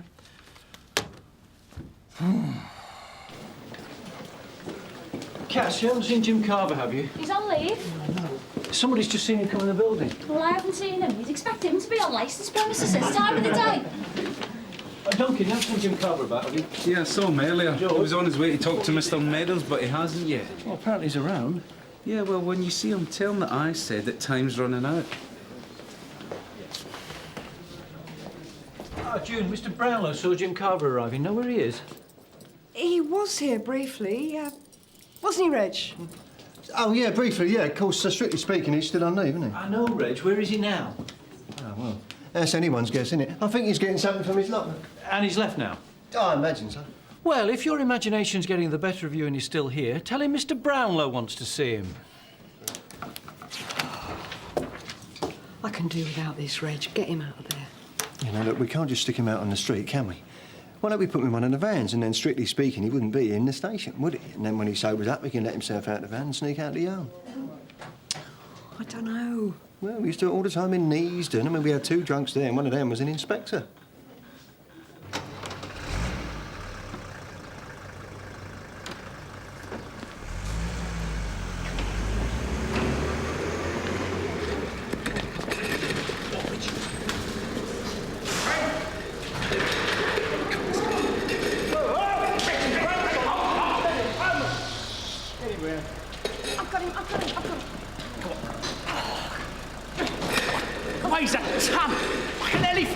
Smells like one and all. Mind you, get him in there. Thanks, Go on.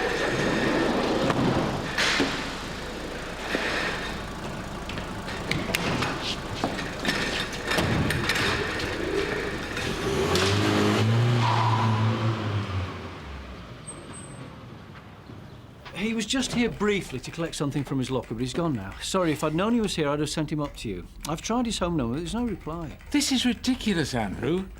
I want to talk to him for his own good. They're talking about having an inquiry into his conduct at the trial. No, I can't. I want Tom to do it because he knows the area. And we'll meet at 12:30, OK? Right. Right. Yeah. Can I have a word? Yeah, sure.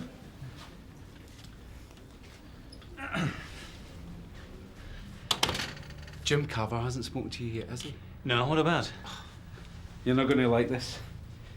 Jim told Liggett about the convoy. What?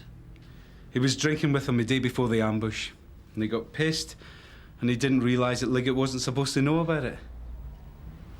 That bloody idiot. And then not to own up about it. You don't think he's in on it, do you? I don't think so. It's a cock-up, not a conspiracy. He really regrets it. Not half as much as he's going to regret it. So why didn't you tell me about this before? I thought he was going to tell you himself, and I didn't want to grass on him, Gov. Oh, very noble of you. Sorry. So, if anything happens to Liggett, that'll be on Jim Carver's conscience as well. Where is he? Don't know. He's been seen around today, but he's disappeared now. Does anybody else know about this? Nah. Well, let's keep it that way, shall we? I want him here now, Duncan. Go find him. Gov. Just going to check on Jim, Salt. Hey, don't let anybody see you.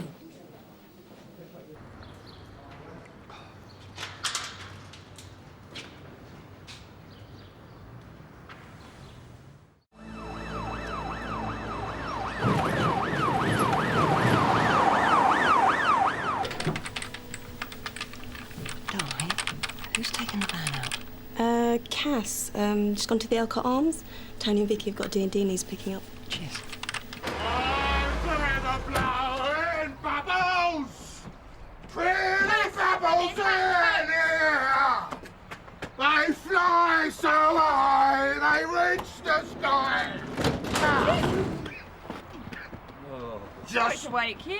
like my dreams, they fade and die! So this is where you go on your day off. Mr. Monroe was looking for you earlier. I'm losing everywhere! That was a coincidence, was it? Do you think we should pull Jim out of there? No, leave him. This is out of the station. Still with one drunk at a time. Sarge, you get any idea where I might find Jim Carver? In the Elcott Arms, I should imagine.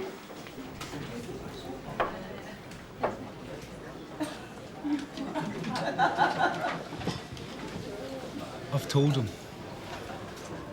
Oh, cheers, mate. Well, hard luck. I thought I could trust you to own up for yourself. I did go to see Meadows. I think I got to the station.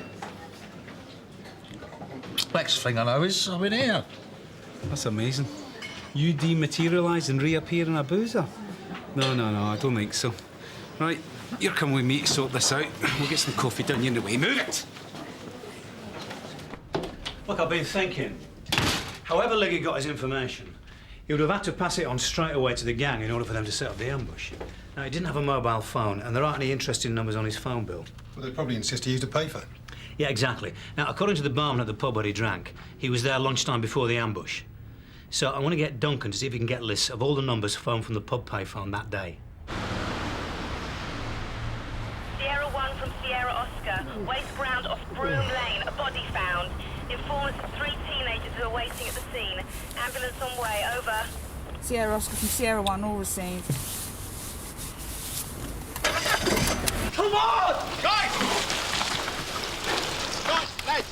Come on. Hold up! It's over here. Hold up! Come on! Guys! Look, guys, just take it easy, will ya? Oh, dear me. Look, here he is. All right, just stay there, yeah?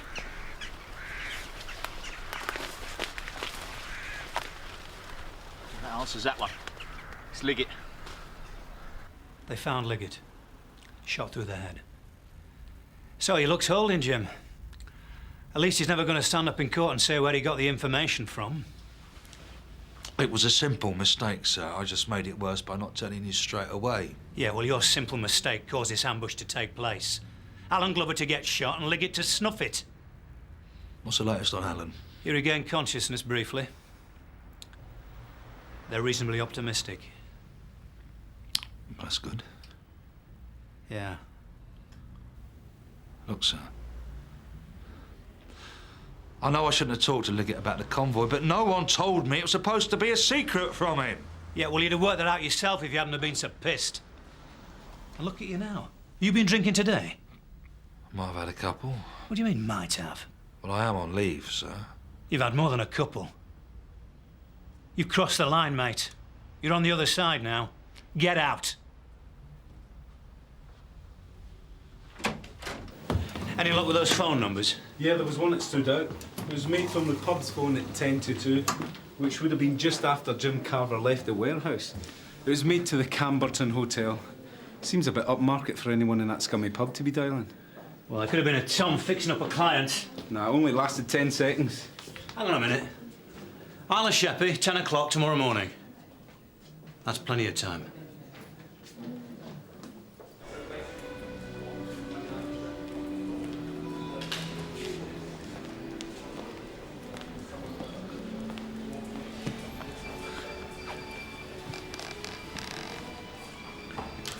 Hiya.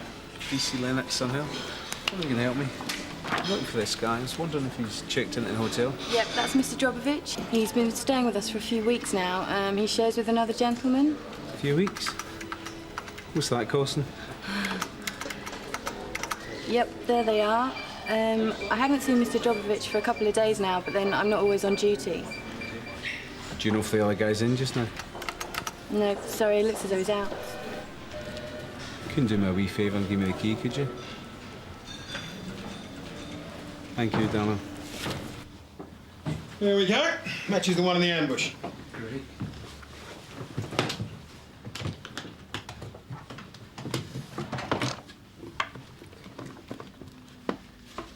Duncan, run those past Interpol. Let's see what we're dealing with.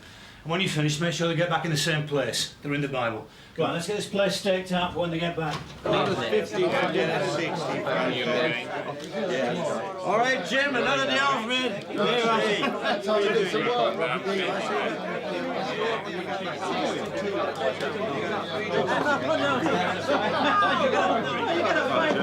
Have a brandy, George.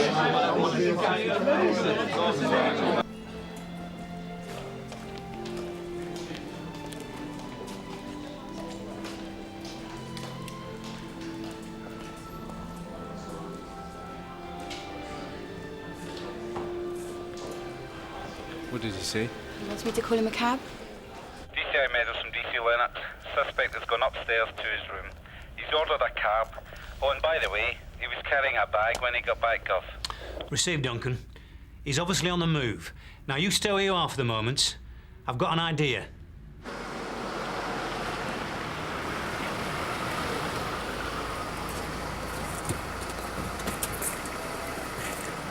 Can I have a wee word with you, sir?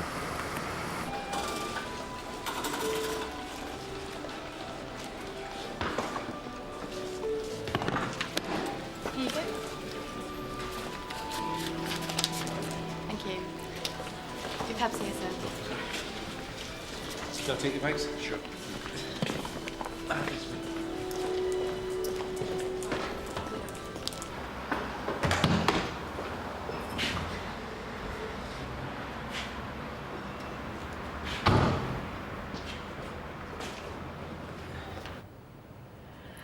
Well, he's certainly working hard for his tip. Well, you know Duncan. He'd do anything for a couple of quid.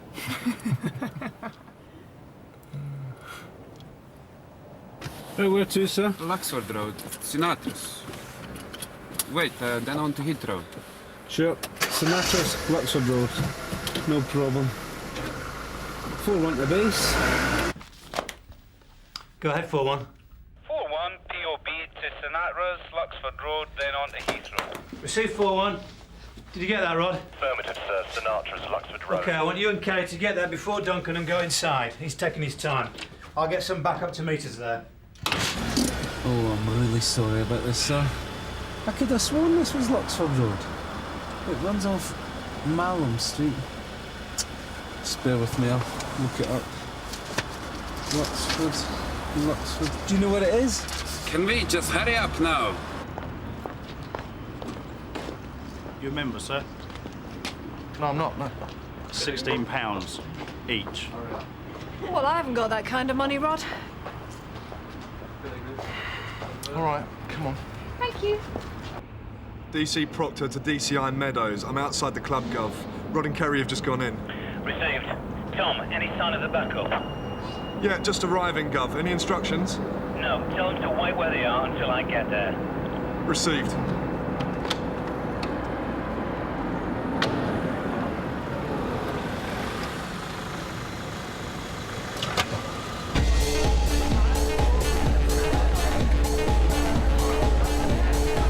I'll grab this table. We should be able to see everything.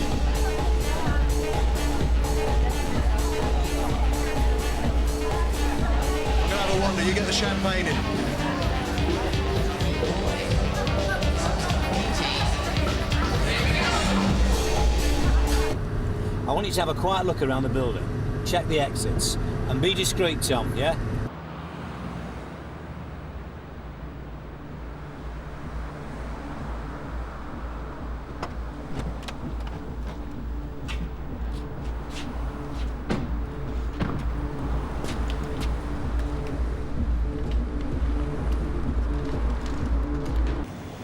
There you go. Sorry about that, sir. Wait here for me. Sure, no problem.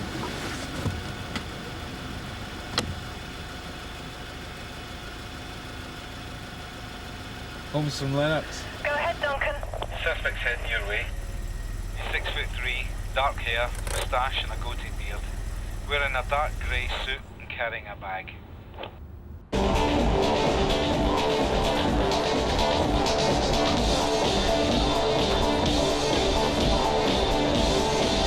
DC Proctor from DCI Meadows. Go ahead, Gov. We're ready to move into position. What's the situation around the back? Yeah, it's all quiet, Gov. There's 2 exits. No one's about. Received. I'm going to send some more backup round here. DCI Meadows receiving? Go ahead, Kerry. The suspect's been joined by 2 men. When we go in, you and Rod get the punters out. They're heading for a door at the back of the dance floor. It looks like it could lead to the offices. There's a bouncer on guard outside.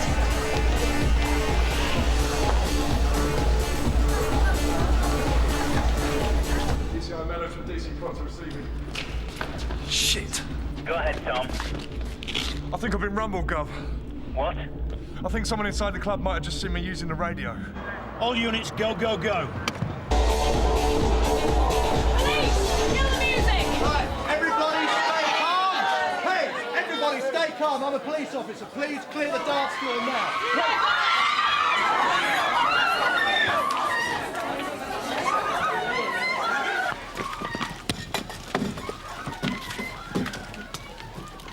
Clear! Clear! Clear!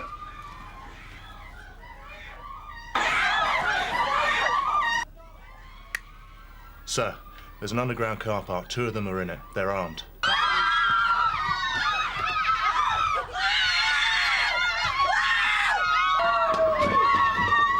Come on, let's go. Drive. Come on. Don't move, armed police. No, I don't think so, pal.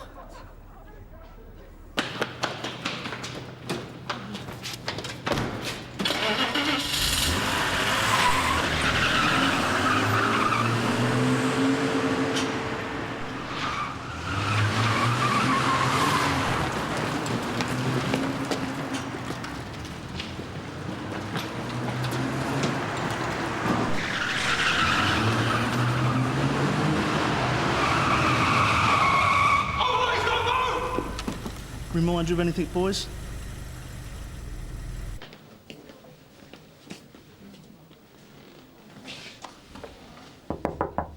Yep. Sorry, Sarge, I was just wondering if you'd heard any more about Jim Carver. Because the last I saw him, he was going into the Elcott Arms. Yeah, Duncan Lennox retrieved him. He had another interview with Mr. Meadows. He left under a bit of a cloud. They got the gang, though. Did you hear about that? Yeah. And Glover's on the mend. I thought that might chidge him up, actually. It's hit him quite hard, doesn't it? Yeah, well, I think it's just added to a problem that was already there. Do you think maybe we should give him a call? You know, make sure he's all right?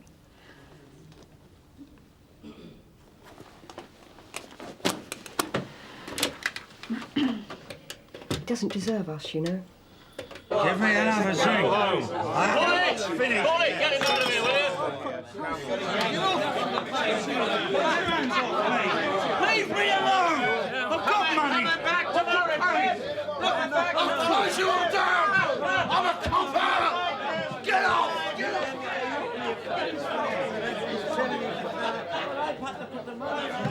I'll have you!